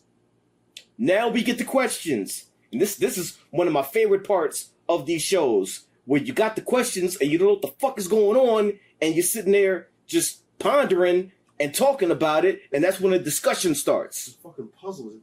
The fuck is going on? They had me thinking she was the ultimate asshole from the previous episode, and come to find out somebody is lying behind the scenes and creating... What is going on? If everybody at the TVA is a variant, then that means they were ripped away from their original lives. Also, the music in this show, god damn, fucking this shit right here is excellent. Oh my god. That last scene when they're running through the fucking straight Tom Cruise, straight Mission Impossible. Day Tomorrow type shit. Yeah. That battle on the beach and well, not Day After Tomorrow, end of Tomorrow, aka Live Die Repeat. That shit, running, doing shit, dodging, moving, teamwork. All that shit, like they're running, trying to do the shit with the one shot. Oh yeah, it's just like with the one shot while motherfuckers fighting them, they dodging. They moving them, they blasting them. Shit come down. I got it. He holds it up. Let's go. Let's keep going. That whole ending sequence. That's some movie shit right here, yo. That's some movie shit. The whole mission for you blows up in front of you. Yo, that's some movie shit. And then you finally get there, and it still gets destroyed, and you're like, fuck it. What do we do? You just wait for disaster, and then the episode cuts? Jesus Christ. Jesus. I have so many questions, and I'm afraid that the answers are going to come until the later episodes, but when they answer this shit, and we find out about the TVA for real, yo, there's so much that happened in this one episode, my fucking brain's inverted. So maybe this is why she doesn't fuck with the TVA and why she's trying to slip. She said that she's been running her whole life from him. So number one, at this point, I'm pretty sure she's not Lady Loki. Yeah, I'm done with that. She's got to be Enchantress or somebody else. Because she kept saying enchant, unless that's another misdirect. Because misdirections are a thing in the MCU. There could be misdirect, but she's legit enchanting people and taking over their minds and doing things. So that could be Enchantress. Either way, what the fuck is going? Like, oh man, okay.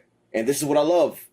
This is what I love. Make me ask questions. Make me confused. Because now I just watched one of the best episodes of the MCU, and I'm sitting here like, I don't know.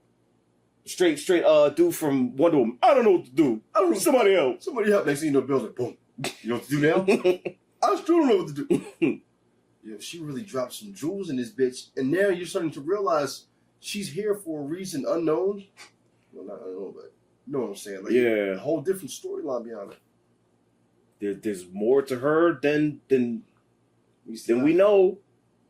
More to her than meets the eye. Like, there's a lot more going on. There's a lot more questions that get raised and asked. And now we're sitting here like, we thought we knew, but we really don't.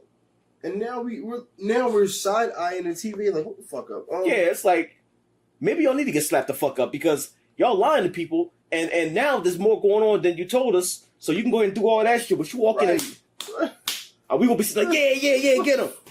The three of them just in a meeting. I hope they never find out. Yeah. They never find out. Yo, bro, turn around. Yeah.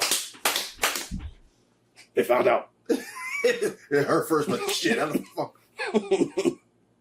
Yo, this show, man, this show is doing it. This show is doing it. This episode was unbelievable. Just from a visual standpoint. When he got to that planet, I'm looking at that planet like, this is a movie here. This is a movie. Like, you went out a TV show realm a long time ago. This is a movie. These are movie visuals. You got the fucking asteroids, whatever, hitting the fucking planet, and that shit is happening. They running. Even that the first Tom Cruise sequence when they ran to the little mining thing or whatever like that. That shit was crazy. But then you went full blown with it at the end of the episode. They're like, all right, how much budget we got? Use all of it. Use all of it on that sequence. Sir, it's just one episode. Use it all. You got Kevin Feige with the cigar. Use it all. Yes, Kevin Feige. Yes. The whole budget. But sir, we have more episodes to go. What the fuck did I just say? Must I explain myself? Like, do I need to get up out my throne? Use it. Okay. You said use it all. Use the whole budget. Sir, we asked one more. Then the episode come out because no more questions get asked. How about Loki with the fucking moves? Yeah. How about Loki with the moves? We've seen Loki use magic, right? Yeah. Throughout the movies. This is the first time I've seen Loki on some combat shit where he's like swift and listen, I just love the fact that we get to dive into Loki as a character, see what makes him tick, what makes him emotional. Like, you see every time he talks about his mother, he gets emotional. That's from the heart. That's not bullshit. He's not putting on an act. That's legit. Those are feelings. That's straight from the fucking heart. We get to see him as more than a one-dimensional character. He's not just a villain. He's a three-dimensional character. You see layers. You see layers. You see all of it. You see him fight. You see him chill. You see him have fun. You see him stressed out. You see all of that shit. And that's why he definitely deserves his own show. He definitely deserved his own show. And they've been killing this shit so far. They've been killing it. The questions I got now, I got a lot of questions, yo.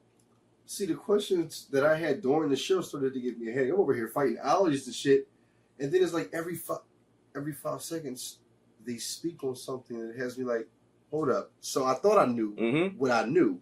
But come to find out, I didn't know shit. We didn't know a goddamn thing. Because she just said, everyone at the TV is a variant. And that just fucked up my whole... And she just dropped that so casually. She's like, yeah, they're all variants. What are you talking about? He's like, what? Nobody knew this shit because they think it's this. So it's like the people working there, they have no idea. And it could be something that we're jumping to conclusions that, well, maybe they're not really the bad guys, but we're just thinking because that's what she said now. But we really don't know. We don't know what's going on. There's some information being hidden and not conveyed So now we have no choice but theorize and jump to conclusions because we don't know what the fuck is going on. Is she really good? Is she really bad? We don't know. Are the three monk motherfuckers really good or are they bad? We don't know. You just took the words out of my mouth. You know how a show can actually turn your vision and make you think this person is really good. Then 3 episodes later, that person created a whole image for you because they were really lying and made you want to. Oh, gosh. We don't know.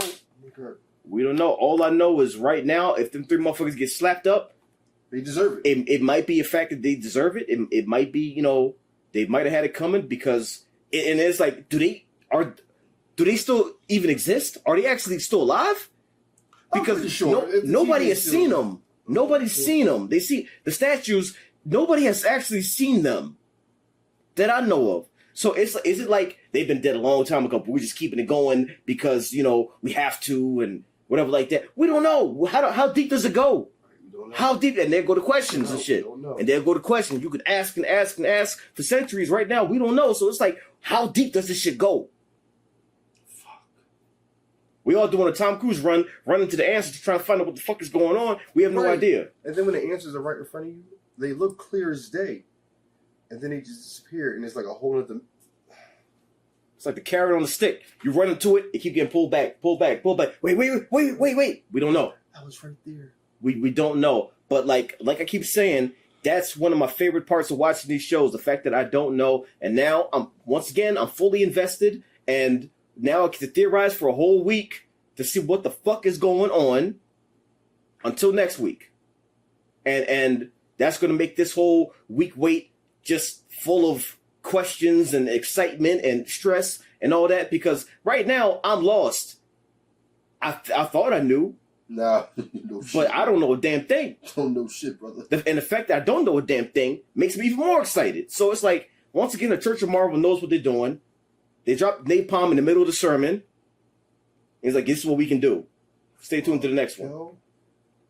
Y'all got it, man. Y'all got it. Next week gonna be a motherfucker. This week, this has been my favorite episode of the show so far. Y'all are fucking killing it. Y'all are fucking killing it. That one-shot run was ridiculous. Yo, man. Oh, my God. That one shot. Can you imagine watching that shit in IMAX? I would love watching this show in IMAX. Because once this episode hit, you put the seat back, you put the feet up, you get the popcorn and the drinks, and you just enjoy it. The sound of the speakers with the arc blowing up while they're running towards it, you're just like, Jesus. What a fucking show. What a show. What a show.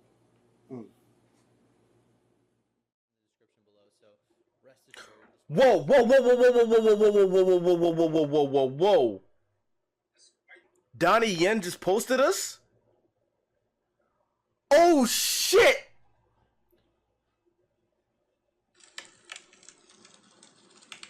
Donnie Yen just posted us. Oh, shit! Oh, shit! Oh, fuck! Oh, I got a headache now. I got a headache. Oh, God, I got a fucking headache. Oh, fuck. It's time for Ryan's Roses. As a public service, if something's going down in your relationship, you want us to try and help out, let us know about it via email. It's time for Ryan's Roses. Dear Ryan and Sissany, I know this sounds really weird, but I think my husband is cheating because he owns a pineapple t-shirt. Okay. A pineapple t-shirt. She says, let me explain. My husband owns a t-shirt with a pineapple on it. Until recently, I didn't think anything of it, but I recently learned... Wow. Did you know that? No, I did not know that. What a pineapple symbolizes, Tanya? I didn't know, and I still don't know. You don't have the email. She doesn't have the email. That a pineapple is the unofficial symbol of swingers. Really? Did not know that. That's so weird. Tanya? No, I knew something else about pineapples, but not that. Yeah. We are not swingers, she goes on to say. And I know it sounds crazy, but something tells me there is a reason he has that shirt. It does sound a little crazy. I can't imagine he's walking around, that he knows, and that he's walking around advertising it.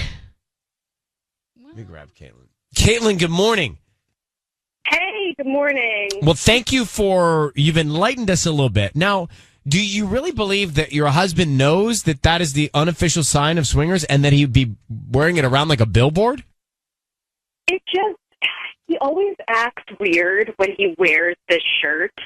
Like, he just has, like, this wink and way about him. And the thing that seemed really odd to me is it was like, a cheap shirt, right? Like, and he spilled bleach all over it. And the next day, he went out and got an identical pineapple shirt. Are you it just seems really weird. I have a bad feeling. Are you concerned that he's cheating, or are you concerned that he's advertising that you guys will swing? Oh. I mean, honestly, both.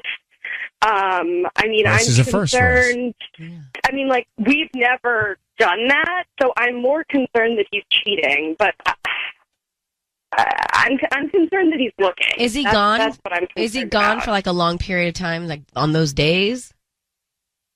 I mean, we both work really long hours, so it's hard to say. Yes, but it is hard to say. Like, it could be work, or it could be, I mean, I don't know, what's that expression? Like, a man always has time for that. But where does he go? Does he go sit at the park, like, and just wait for someone to approach him? I'm so confused with the shirt. Creepy.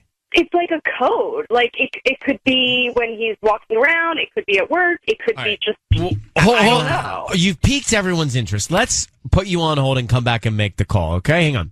Caitlin, married, and she thinks her husband's wearing this unofficial swinging symbol, the pineapple.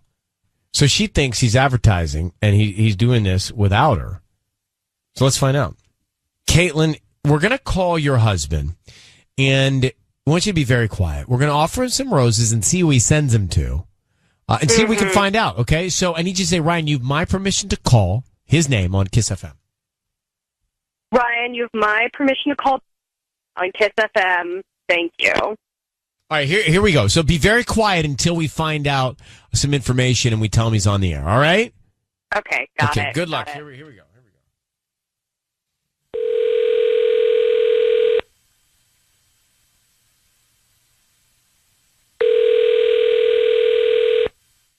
Hello? Hi, is this Ben? Yes, it is. Hi, Ben. My name is Emmy. I'm calling from Chino's Blooms. We're a brand new flower shop here in the area on the corner of Grand and Pipeline. How you doing this morning? I'm doing okay. How are you? I'm good. Thank you for asking. So, I'm just trying to promote my new business, and all I ask is that if you would please accept a free arrangement of flowers that you can send to anybody that you'd like today. They're absolutely free, and you can send them to anyone. We don't need cash, credit card info, and we just hope that if you like the arrangements, you refer us to friends and family. Oh, that's so nice. Yes, is that something that you would be interested in? Yeah. I mean, it might be better for like a poor college student or something, but sure. Okay, well, it's a dozen red roses. They're free, like I said, and I just need the name of the person you want to send them to and a note. Let's send them to Jennifer. No. You know what? Pick another name. I don't need the roses. Seriously, find some college kid who's trying to woo somebody. Are you sure? There's Yeah. nobody in your life you'd want to send some free flowers to? No, it's a good reminder to get some flowers for my wife. And Well, yeah. What wouldn't your wife Jennifer love these? Well, Jennifer. No, that's fine. Thank you very much. Hello, Ben, it's Ryan Seacrest. I need you to know your voice is being broadcast on the radio. Who's Jennifer? What? Hi, it's Ryan Seacrest. Your voice is being broadcast. Who is Jennifer? Jennifer is Jennifer is a friend. What's happening now? What's going on? Well, that's the right question, actually. So, Ben, we're calling. We have your wife, Caitlin. Can you confirm that's your wife? Yes. Okay. Well, we have your wife on the line, and she's concerned about you, and she believes that you might be cheating on her. Is that true? Who is Jennifer? No. Who is Jennifer, Jennifer Ben? is a friend whose birthday happens to be today. No, I don't think so. What do you mean you don't think so? Try again, Ben. Who is Jennifer? Is this one of your pineapple friends? Is this why you've been wearing that shirt almost every day, every weekend? You're going to have to back up a little bit. I don't know what you're talking about. Well, she's talking about your pineapple shirt, and she thinks that it's a symbol to engage in activities that are extracurricular. Is that the case? It's what swingers wear, Ben. Don't act like you don't know. Did you just say it's what swingers wear? You're wearing Yes, it's what swingers wear. It's a sign. It's an international sign for swinging. And when the last one got ruined, you bought a new one immediately, and you're always acting really strangely. Yeah, I bet you do. From Jennifer. Is that who's complimenting you on the shirt? Jennifer. It's her birthday today. How come your wife doesn't know Jennifer? She does know Jennifer. I don't know what she's doing right now. Look, then if this is what it takes, I would be open to talking about having an open marriage if that's what you want, and being with other couples. What shirt do you wear for that? What are you talking about? Where is this coming from? All right, Just stop lying, Ben. I'm not stupid. So, Ben, are you cheating on your wife? That's kind of the reason we're here. No, I'm not cheating on my wife. Are you cheating on me? What are you talking about, an open marriage? Is that what you want? Because I'm open to it if that's what you want. Is that what you want? Do we need to be here for this? Yes. I could do that. I'm open to it.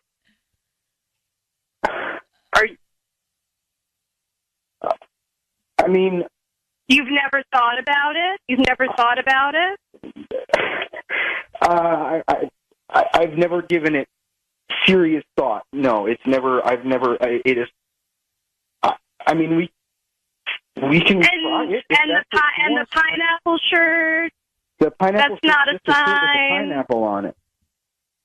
Well, listen, guys, this has been a real ride, and we hope that you guys can come to an understanding of whatever it is that you want in your relationship.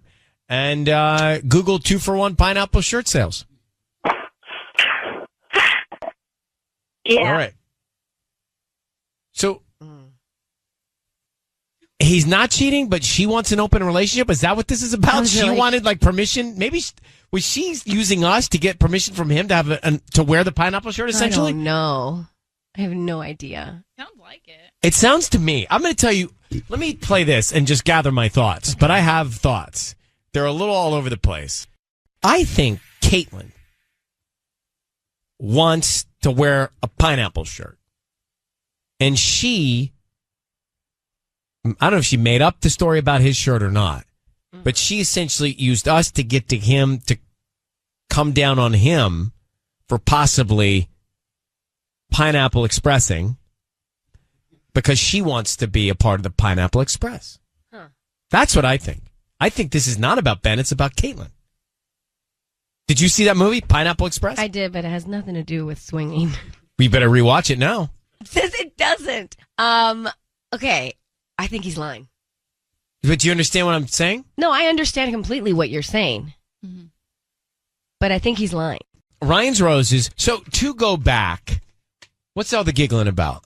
What's all the funnies? Who's got funnies? I'm not giggling. No, what Patty and Tanya are up to something, and they're not letting us in on it. Mark, rude. What are the giggles? Mobile Mark. Why giggles? No, that's Mark Wisdom. I know. He photoshopped my face on the pineapple shirt. It's so good. It looks really good. Wait a minute. Oh my So gosh. you have one of these too?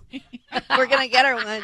Whose face is that? That's my face. I thought it was really you, Tanya. I was like, Do you have a pineapple T-shirt? I'm looking at a picture of it. Mark, you're really good at Photoshop. That's incredible. Because I was saying that I actually want to go to the grocery store and put a upside down pineapple in my cart and see if I get approached. Well, Why? No. I have an idea. No. Let's make this assignment now. So tonight, after your workout, will you? Yeah. And will you put your Don't look at me like I'm going with you. Yeah. Right after our workout. No. Get a cart, put a pineapple upside down. Yeah, and just put your walk around. phone on and see if anybody stares at you. Tell us what happens. I would die to hear how that goes. I know. I'm like so interested because it's like that's clearly a sign. So anyway, let's go. Would you try that today? Yeah. All right. So I didn't know this, but the pineapple apparently is an unofficial sign that you swing. Mm-hmm. So her husband keeps wearing the shirt. He got a new shirt. He's wearing it. She thinks, oh my gosh, he must be advertising that either we do this or he's doing this on the side. So we get him on the phone and he says, well, I just like that shirt. What are you talking about? And then she's like, well, look, honey, if you want an open relationship, I'm fine with it. No, hold on for a second. I feel like she was using us to get to him to come down on him so she could say to him, I'd like to have an open relationship. That's what I think happened. I think this is all about Caitlin, not about Ben. Maybe, but I think he's lying. But he sent the flowers to another woman. That's what I'm saying. Yeah, I forgot about that. Yeah, he sent them to Jennifer. I was so distracted by his decided t-shirt. and then decided to change his mind, meaning Jennifer's probably married too. And then he thought about it. Oh wait, I can't send flowers to her because then her husband. But does that change that Caitlin's not asking for an open marriage? She's asking for an open marriage. No, that she just doesn't basically change. said it. Because she probably doesn't want to lose her husband. So she's like, if this is what you're doing, then I'll be with you for it. I think she sounded like she wanted it. Mm-hmm. Camille, Yes. good morning. What do you think? I think that he's too dumb to even be in this situation. He can't even handle being, a swinger like this because he's too dumb. Well, we don't know his mental state. All right, thanks for calling. Jackie, good morning. Good morning, guys. How are you? Oh, we're good. How are you? I'm good, but I just wanted to call and let you guys know. So one of my best friends, she and her husband are actually swingers themselves, and we laugh about it all the time because they tell us these like crazy stories. And the pineapple thing is definitely a symbol for swinging. I also heard about gnomes, like putting gnomes. What? Yeah, yard gnomes. Where do you hear all this stuff, I Sissy? just saw it online. Oh. Do the Dole people know about this? I mean, people who are swingers know, right? So I guess the Dole people would know, though, wouldn't they? If it's all over the internet. I guess. What if you order pineapple juice? Is that saying anything? I would just avoid it, Ryan. If you're What not about a gonna wanna pina swing. colada? Well, that says a lot. That one you're good. Oh, yeah. You order pina colada, you're telling me your life story. What about a pineapple cake? What does that mean? Pineapple cake. Means it's somebody's birthday. Yeah, and you're a swinger. Yeah. All right. Well, thank you, Jackie. Look at pineapple so differently Me too. now. If a guy orders pizza with pineapple, and I'm going to be like, bye. I have to tell you something. We should not go out for pizza together because I like a pineapple on my pizza. I do enjoy some pineapple on my Sweet pizza. and salt. Mm-hmm. Delicious. Amanda writes to us in Bellflower. Let me put her on. So, Amanda, thank you for writing to us for Ryan's Roses. You found some cigarette butts in the side yard of your house. What happened next? So yes, I found cigarette butts in our side yard, and initially I didn't think anything of it at all. We did have some plumbers here recently, so I thought, maybe they were smoking, whatever. But then every few days, it would be like every 2 to 3 days, I would see more. And it was strange because anytime I find them, I throw them out. So I'm like, why are there more? So I asked my husband, and he said that it must have been the workers. And then I found more, and one had lipstick on it. Okay, And there you go. I have not asked him about Now, that what one about your neighbors? because- Could it be from your neighbors? No.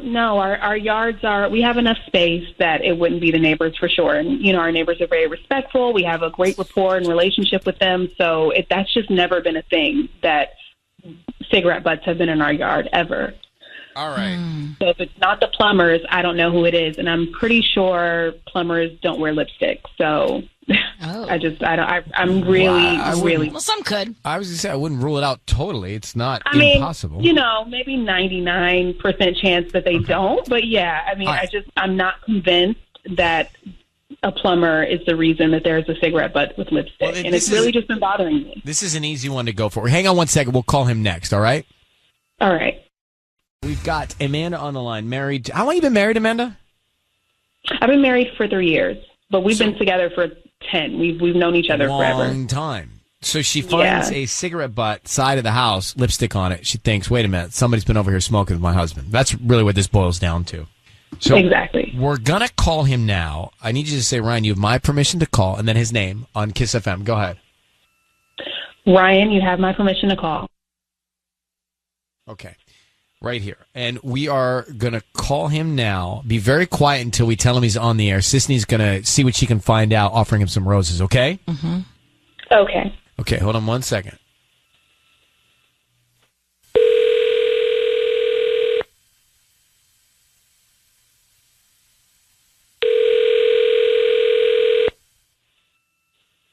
Hello?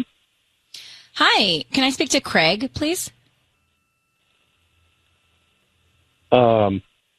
Yeah, speaking. Hi, my name is Brittany. I'm calling from BB's Blooms. How are you doing this morning? I'm doing great. What is BB's Blooms? We're a flower shop. We're actually located here in Bellflower, and we're trying to promote our delivery services. So what we do is about once a month, we pick somebody at random to send out free roses to. And today you've been selected. It's a dozen red roses that you can send to anybody that you'd like. They're absolutely free. Really? That's interesting. Do a lot of people take you up on this? Yeah. Okay. Sounds sounds a little weird. Do you been there long? Are you like the spokesperson for BB's? We're just getting started, so we're trying to promote our business. If you like our arrangements, we hope that you refer us to friends and family, or maybe leave us a Yelp review. Yeah, that's cool. Did you guys start during the pandemic? Was that tough for you? We're actually don't have a location right now, so yes, we're working out of our garage. Oh, garage business. So this is kind of an act of nobility. Look, I Is would it something I that would love you to would take the flowers. Okay. So you don't have to sell me any more on that. And what did you say your name was? My name is Brittany. Brittany. Well, I would like to send them to you with a note that says, you have a very sexy voice.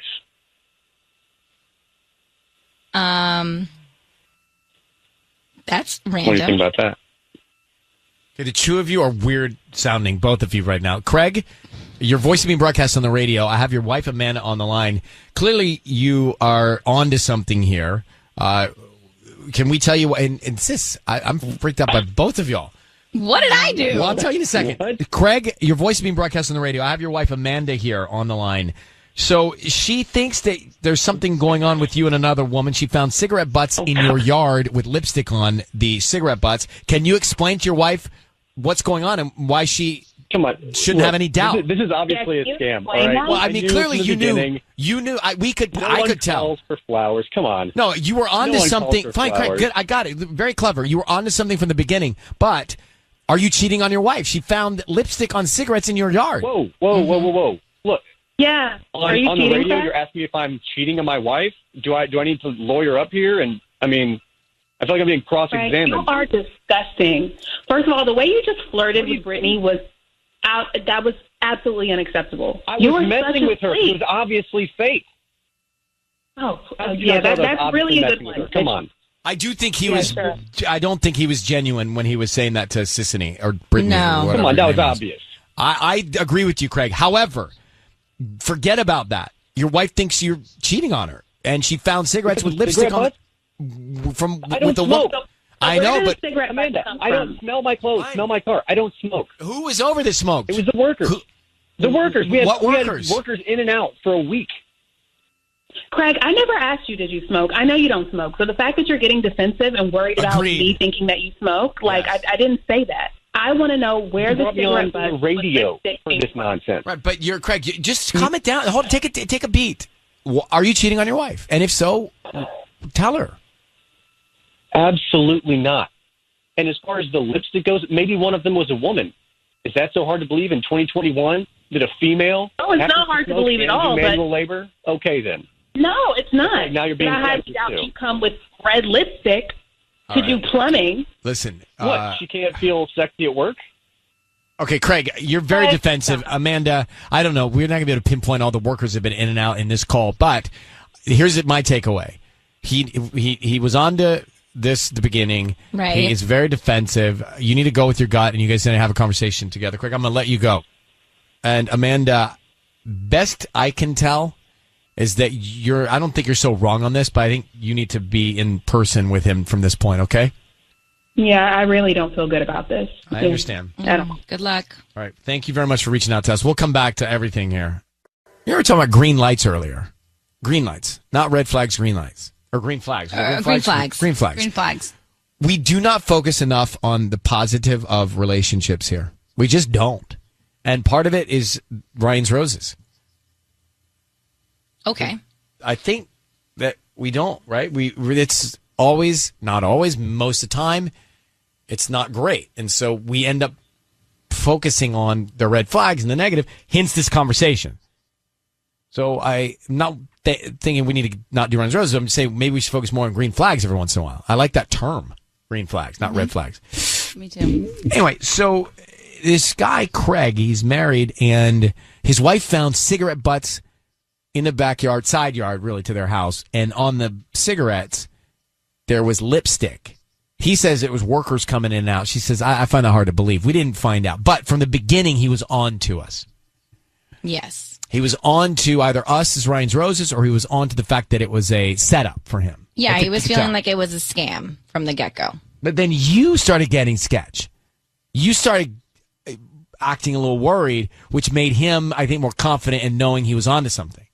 Like, how so? I think you were just tiptoeing with your responses. Like, you were weirded out by him knowing he was onto you.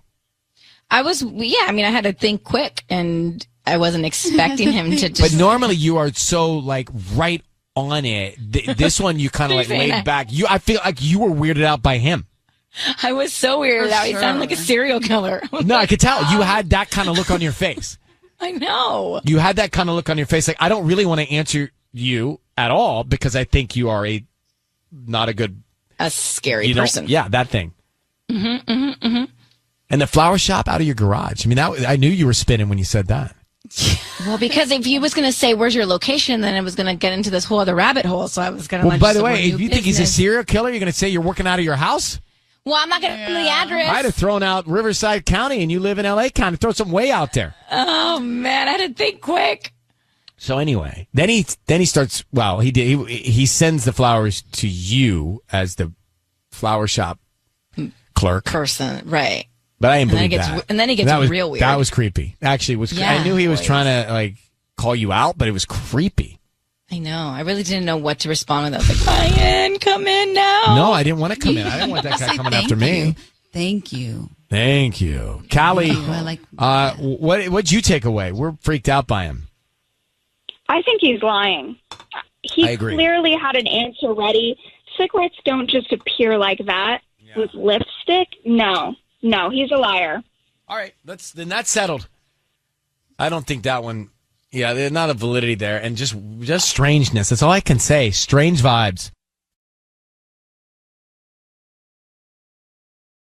Hey everyone, welcome back to our channel. We're the Movie Couple. I'm Wendy. I'm Dustin. And hey, it's another Bad Batch day. We're now up to episode 3. So last we left off, the remaining members of the Bad Batch kind of become deserters in a way, and they meet up with a certain couple characters I remember from a long time ago in the Clone Wars, and also missing Rex by a day. So curious now that we've had that episode, what we're gonna see in this one. Are they going to try to catch up with Rex? Where do they go next? Are they gonna keep in contact with Cut and Sue? Probably not for a little. I feel like everybody's gonna lay low for a little bit. I really think that they're going to meet up with Rex sooner or later. Maybe not in this episode. Right. And I really do think that we're probably going to see Ahsoka in this now, because heart. that little bit of them saying, "Oh, you just missed him by a day," they're already setting up that they are pretty close in time and place during this season. So I'm really curious to see if they really do bring in Rex and Ahsoka. Yeah, Rex and Ahsoka. And of course, I feel like in this episode, we're most likely going to see Crosshair, because we didn't see him at all in the previous episode. So without further ado, let's go ahead and see what they have in store for us for episode 3. Epicness! Previously on the Bad Batch. Oh, replacements. Oh. That doesn't look comfortable for either of you. We're fine. I feel like the gangster is like, we're not fine. As soon as I finish building the scanner, testing the functionality of our inhibitor chips takes precedence. Oh. Defect. My diagnostic report indicated no critical systems were compromised. You want to guess on that again? Jeez. Oh. Whoa. Spoke too soon. Oh. Gosh. Strap in, kid.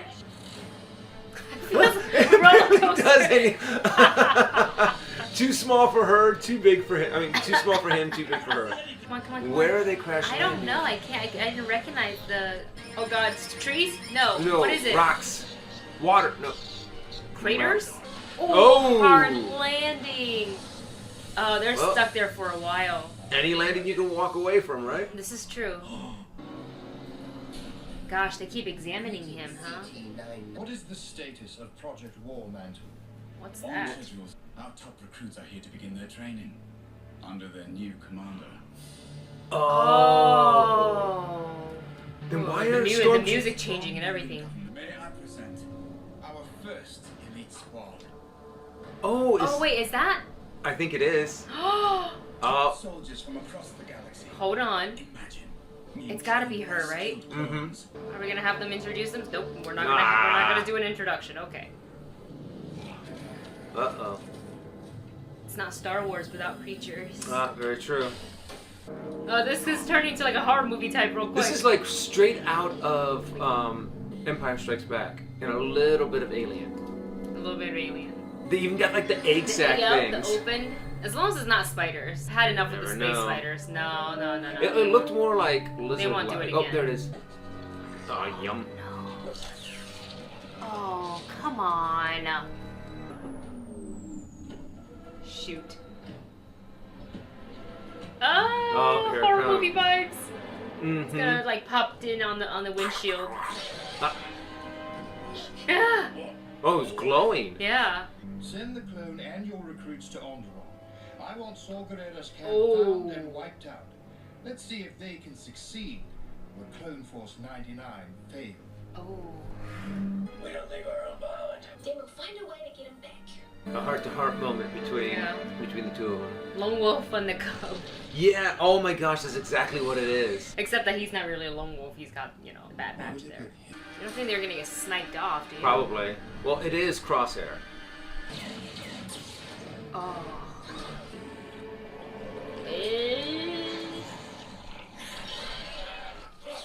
Oh, it's big. Oh, that's an. What? Oh, shit. Oh, his mask. Oh, God. He's breathing. Come in. We need help. She's the only one that's the right size to go in and get it. She's gonna grab the gun and do it. I mean, he's breathing, so I think he's gonna be alright. Wow. Predator. Oh, yeah. Go. Oh, no. They're gonna shoot something that's gonna bring the whole There's ship a whole down. bunch. Oh, like the pilot. Are they all gonna get shot? I think so. Where's Gerrera? I don't know, but I wouldn't tell you if I did. Wow. Wow, this is. That's. This is wrong. He's gonna so get. you're not going to comply? No, none of us are. Oh man. That's pretty Oh dark. my God, this episode.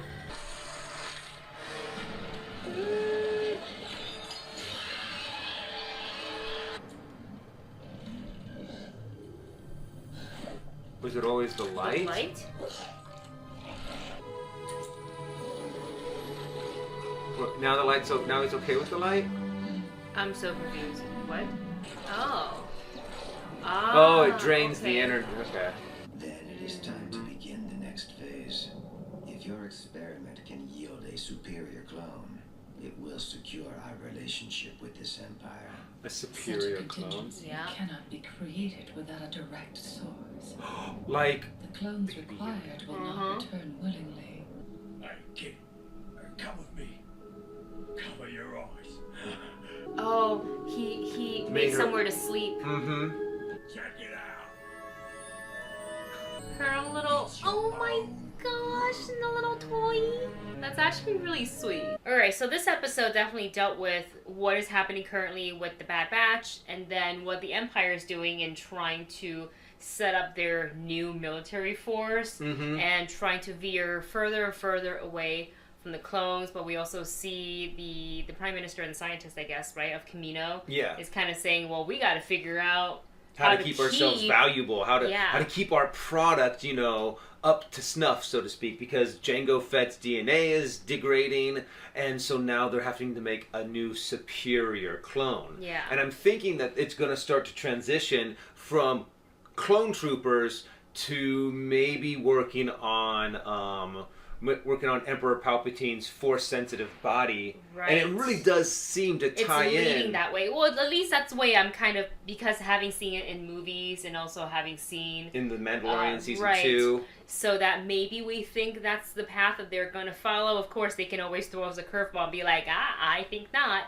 But I feel like that's the way it's going to lead to, especially also the connection with, if in fact one of the 4 new soldiers that was under Project War Mantle, under the command of Crosshair, if she didn't speak at all in this episode, obviously, but because then she would have had to have a line, and they would have had to put her name on there in the credits. So I think she won't get revealed until episode 3, maybe episode 4, or maybe even 5. Probably. Who knows? But I do feel like the series, because there's so many episodes to come, is progressing a little bit slower. Yeah, I was actually expecting this to actually move along a little bit quicker, because they've now really spent like 2 episodes with this Hunter Omega kind of build. And I have to admit, this one didn't quite pay off as much. I was a little bit of kind of like the whole monster thing and hunting it down. I was kind of like, they're making all decisions that seem to be kind of convenient for the plot progression, so to speak.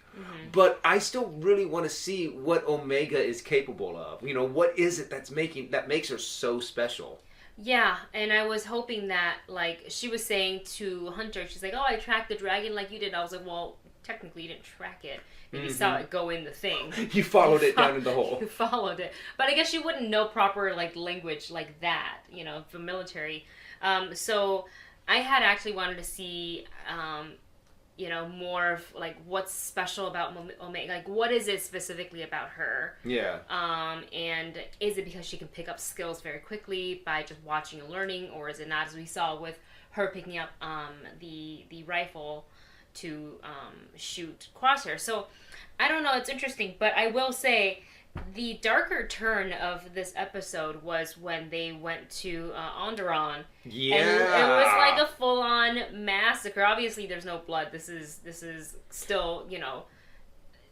But it was very much this murdering of innocents is, you know, something that they normally don't highlight in Disney films. Yeah, even I feel like in Clone Wars, do we remember it being kind of like... There's maybe a couple Clone Wars instances, and Rebels, but this is, you know, episode 3, I was like, oh, what's happening right now? So, I do like that they're showing how far, as far as like the Empire is willing to go, if they want to order a specific clone to follow very specific orders, and them testing, like, you know, is this going to work for them to do whatever it is that we order them to do, and they don't question it.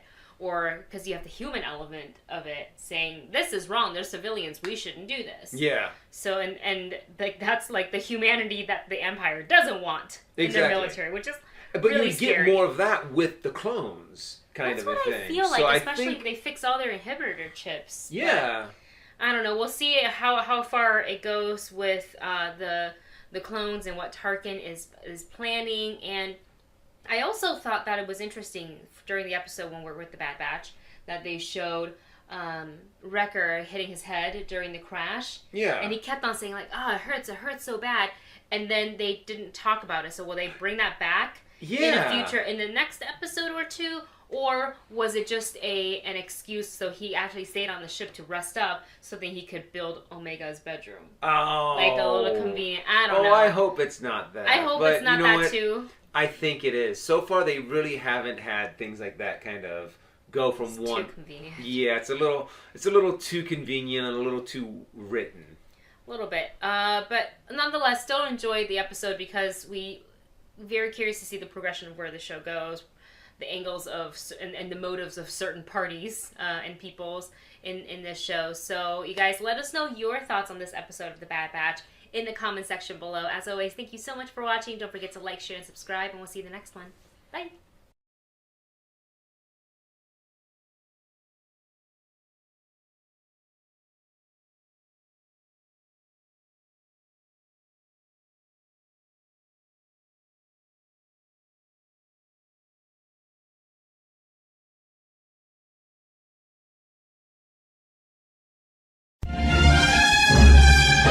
It's time for Ryan's Roses. So we've got this as a public service. If there's something going on in your relationship and you can't get to the bottom of it, then this is something you could do. Send us the email. This is from Long Beach. It says, Ryan and Ellen, my boyfriend travels a lot to New York for work. But he's got to find his own place to stay when he's there. They don't put him up. So he usually stays with a friend. But one time, that fell through at the last minute. And I've got lots of friends in New York, so I found him a place to stay with a friend of mine. Worked out great, and they did it for 3 days. Oh. Stayed together for 3 days. Or he Sounds stayed like there. they got along well. Well, he just needed to be there for 3 days. Yeah, but I'm saying... Well, but now, every time he goes to New York, he stays with her, she says. He says it's easier, and he loves her place more than the other places he used to stay. She says, I'm not comfortable with this anymore, but I don't want to bring it up and accuse him of anything, since I'm the one who put them together in the first place. So she doesn't really know that there's anything going on. Yeah. It's just that he's moved into the place that she suggested. Yeah. Well, so what's wrong with that? Well, so Lucy, thanks for coming on the air. I'm sorry that you're going through a little tough time here, but you are right. You did suggest to him that he stays with her. So what's the problem with him wanting to be there all the time? Well, it's just, I was just expecting it like that one time because his friend Jeff wasn't available. I think it's more of just that, you know, female jealousy, like sticking in. I mean, you know, my friend's really pretty. But why would you, if I were you, I would have never said, hey, go stay at my pretty friend's house. Like, it just wouldn't happen. You know, you're asking for your own problems here. Why did you do that? I mean, it's just, I told her, I was like, hey, is this okay if he stays over? She's like, yeah, no worries, it's fine. And he thought it was a good idea because it was really close to his job. That he Is she contacted. single? Is she single? Yes. What are you thinking? Yeah. Sister, hand on hip, Yeah. let me just have a little Cub Scout meeting with you. You don't say, stay with my pretty single friend. Yeah. You just don't open the door to that. I mean, showers run, people change clothes. You don't want any of that around your boyfriend. Oh. You know what I mean? Yeah. Like, a guy hears a pretty girl in a shower, he feels something. Okay, you're making like really valid points. It's just that I wouldn't think that he would go there. Would To be she? completely It's honest, about- I'm more worried about my friend. But I wasn't worried about my friend whenever I suggested her. You know what I mean? Like, she's not texting me as much, and it's just not as much communication between me and her.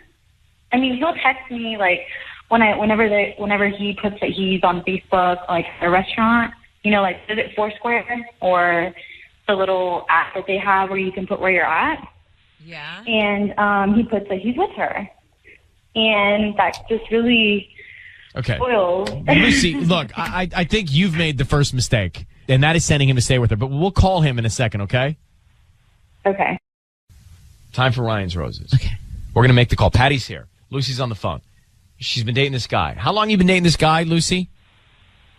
We've been dating for about a couple years.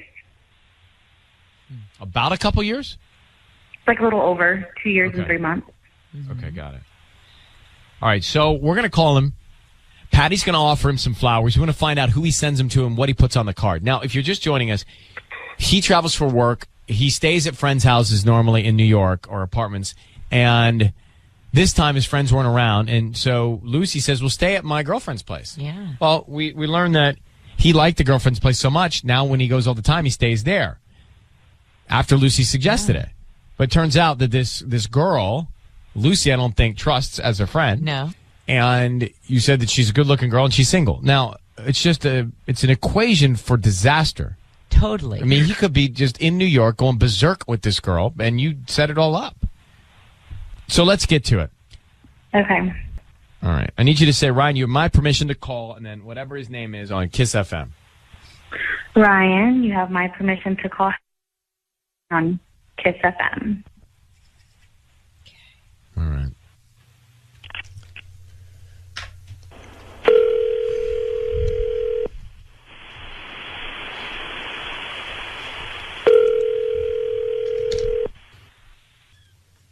Hello, Hi, may I speak to Hector? this is he. Hi, Hector. Good morning. My name's Patty calling from Floral Escape. How are you? I'm good. I'm calling because you've been chosen to receive a free dozen roses. They are completely free at no cost to you. The delivery is completely free. I just opened my new shop here in Long Beach, and I like to go ahead and offer you this promotion in exchange for you if you have a Facebook or a Yelp page for you to just go on my page and either do a like or a quick review. Oh, cool, yeah. So like I said, they're completely free. I don't need any information from you or your credit card number. All I need from you is the name of the person you're going to send them to, the note, and then the address. And we will deliver them today or whatever day you want us to. Okay. Do you guys only deliver locally? Yes, we do.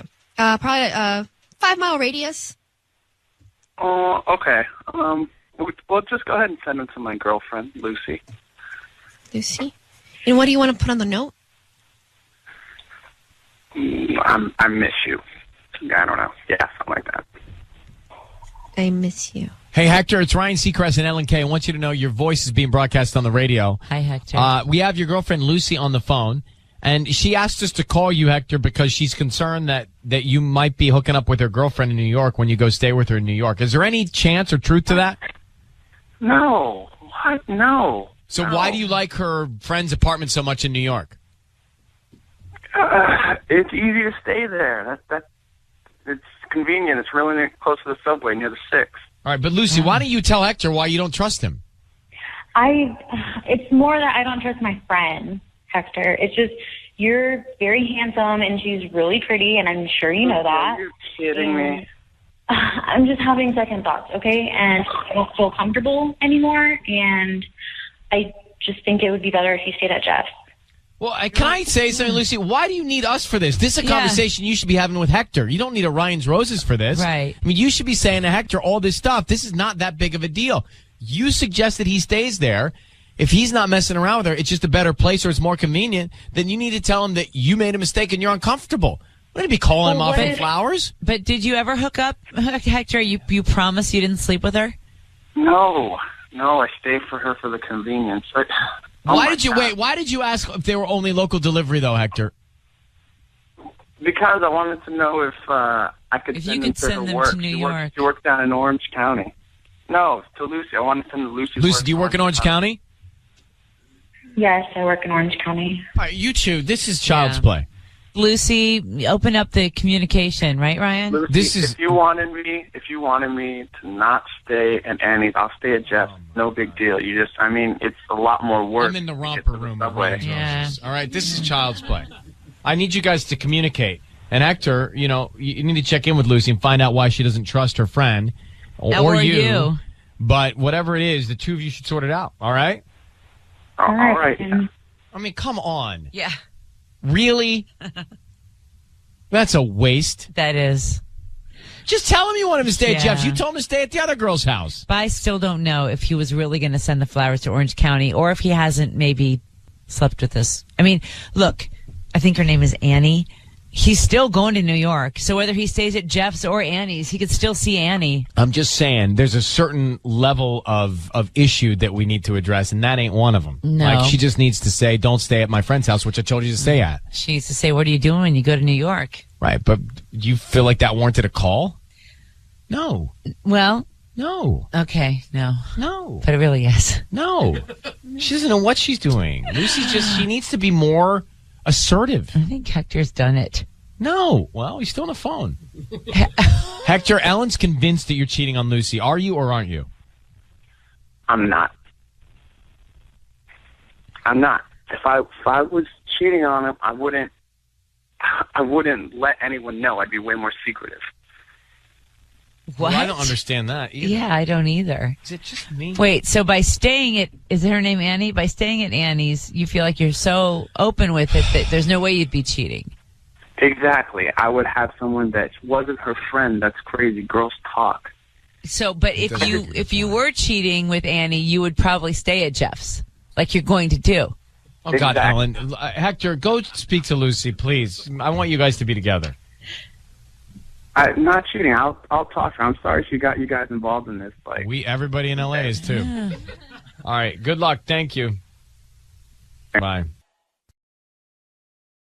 It's time for Ryan's Roses. Here we go. If it's a public service, if there's an issue in your world, you can't sort it out, come to us and we'll try our best. It's time for Ryan's Roses. Dear Ryan and Sissany, my husband was away on business in Chicago. We've been texting and everything seemed normal. But then I needed to call him. I couldn't figure out how to turn the grill on. And the ring was the weird ring. It wasn't a normal ring. He didn't answer. Called him a few hours later to say goodbye. It was that same ring. So I mentioned the weird ring, and he said he thinks it's some roaming thing his phone does. So I looked it up, and clearly a ring you hear when you call another country. Which is so strange that they haven't put the universal ring around the world. Because it's so obvious. Like it. But so you can't say, hey, I'm in the country, and then that ring happens. You can't get away with that. Well, don't lie. Well, I'm not saying in general, but like, let's say you want to say you're out of town, but you're not out of town, or you're not out of town, but you're out of town, but you're out of town. I don't want to say that. What do you want to say? I would tell the truth. Well, but Sissany, maybe you don't want me to know that you're in Cabo. Right? And I call, and you're like, hey, what are you doing? I'm just hanging out. That would never happen. I would never lie to you. But maybe you don't want me to know that you're taking you got a great contract. You got a lot of time off. I don't. But I don't lie. Well, Tubbs, for example, let me use Tubbs. Tubbs might lie. Maybe Tubbs doesn't show up one day because he's got to, relay some cable or something. Mm-hmm. Right. And always laying cable. Always laying cable. And then I call Tubbs and I say, Tubbs, sounds like you're out of the country. Well, I don't know what you're talking about. Well, I do, because the phone's like, I mean, it could be a real issue, and here it is. And that's what this is all about. So it's almost as if the phone companies are helping Brenda out determine where her husband is. And Brenda, thanks for coming on with us. So you say he said he's in Chicago. You definitely know he was out of the country because of the way the phone rang, right? Yeah, I mean, he goes out of town a lot, and the phone always rings the regular, normal ring. But then when he was gone last weekend, it was like, meh, meh, meh, meh, meh, meh, instead of the normal ring. That sounds like a horn. Sounds like Europe. That sounds like an ambulance in Europe. Well, I even started getting really worried. My dad was kind of like, that's not normal. He's probably cheating. He's doing CrossFit. That's a sign they cheat and all that. What? He's doing CrossFit? That's a sign of cheating? Well, that they're getting all ready to go be with someone else or something. No, Huh. I don't know. Oh, like a quarter-life, midlife crisis, body transformation. All right, Brenda, hang on one second. We're going to call your husband, see if we can find out where he was. Brenda's husband said he was in Chicago on business. She called the phone, and it was the international ring. He was out of the country. Mm-hmm. So why, where, with whom, and why'd he lie about it? Brenda, we're going to call your husband now and see if we can find out. I need you to say, Ryan, you have my permission to call, and your husband's name on Kiss FM. Go ahead. Ryan, you have permission to call my husband on Kiss FM. We're going to call him now and stay very quiet until we tell him he's on the air. Let's see if we can find out, okay? Okay, thank you. All right, hold on one second. Sissany is going to offer him some roses. Let's see what he puts on the card, who he sends them to. Good luck.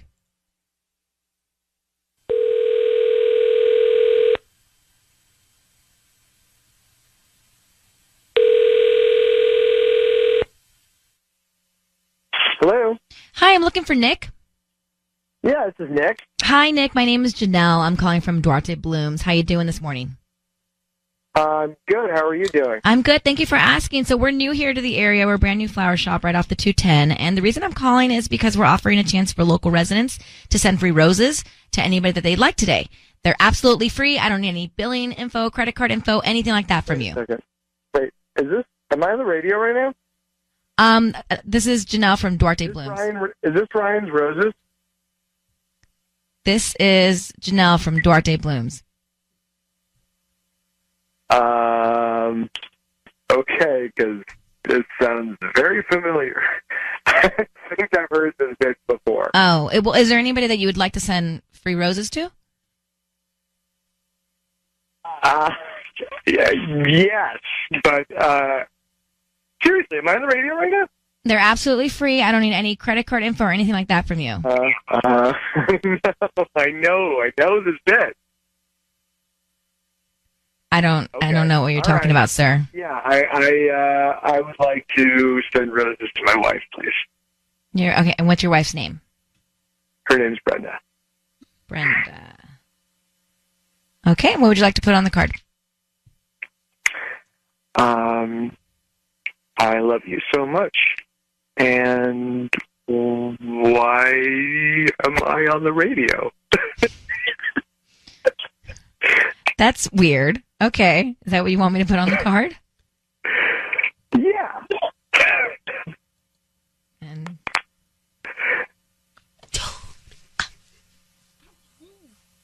will you hang on 1 second, please? Yeah. Thank you. What? Ryan? I'm not getting involved now. Are you kidding?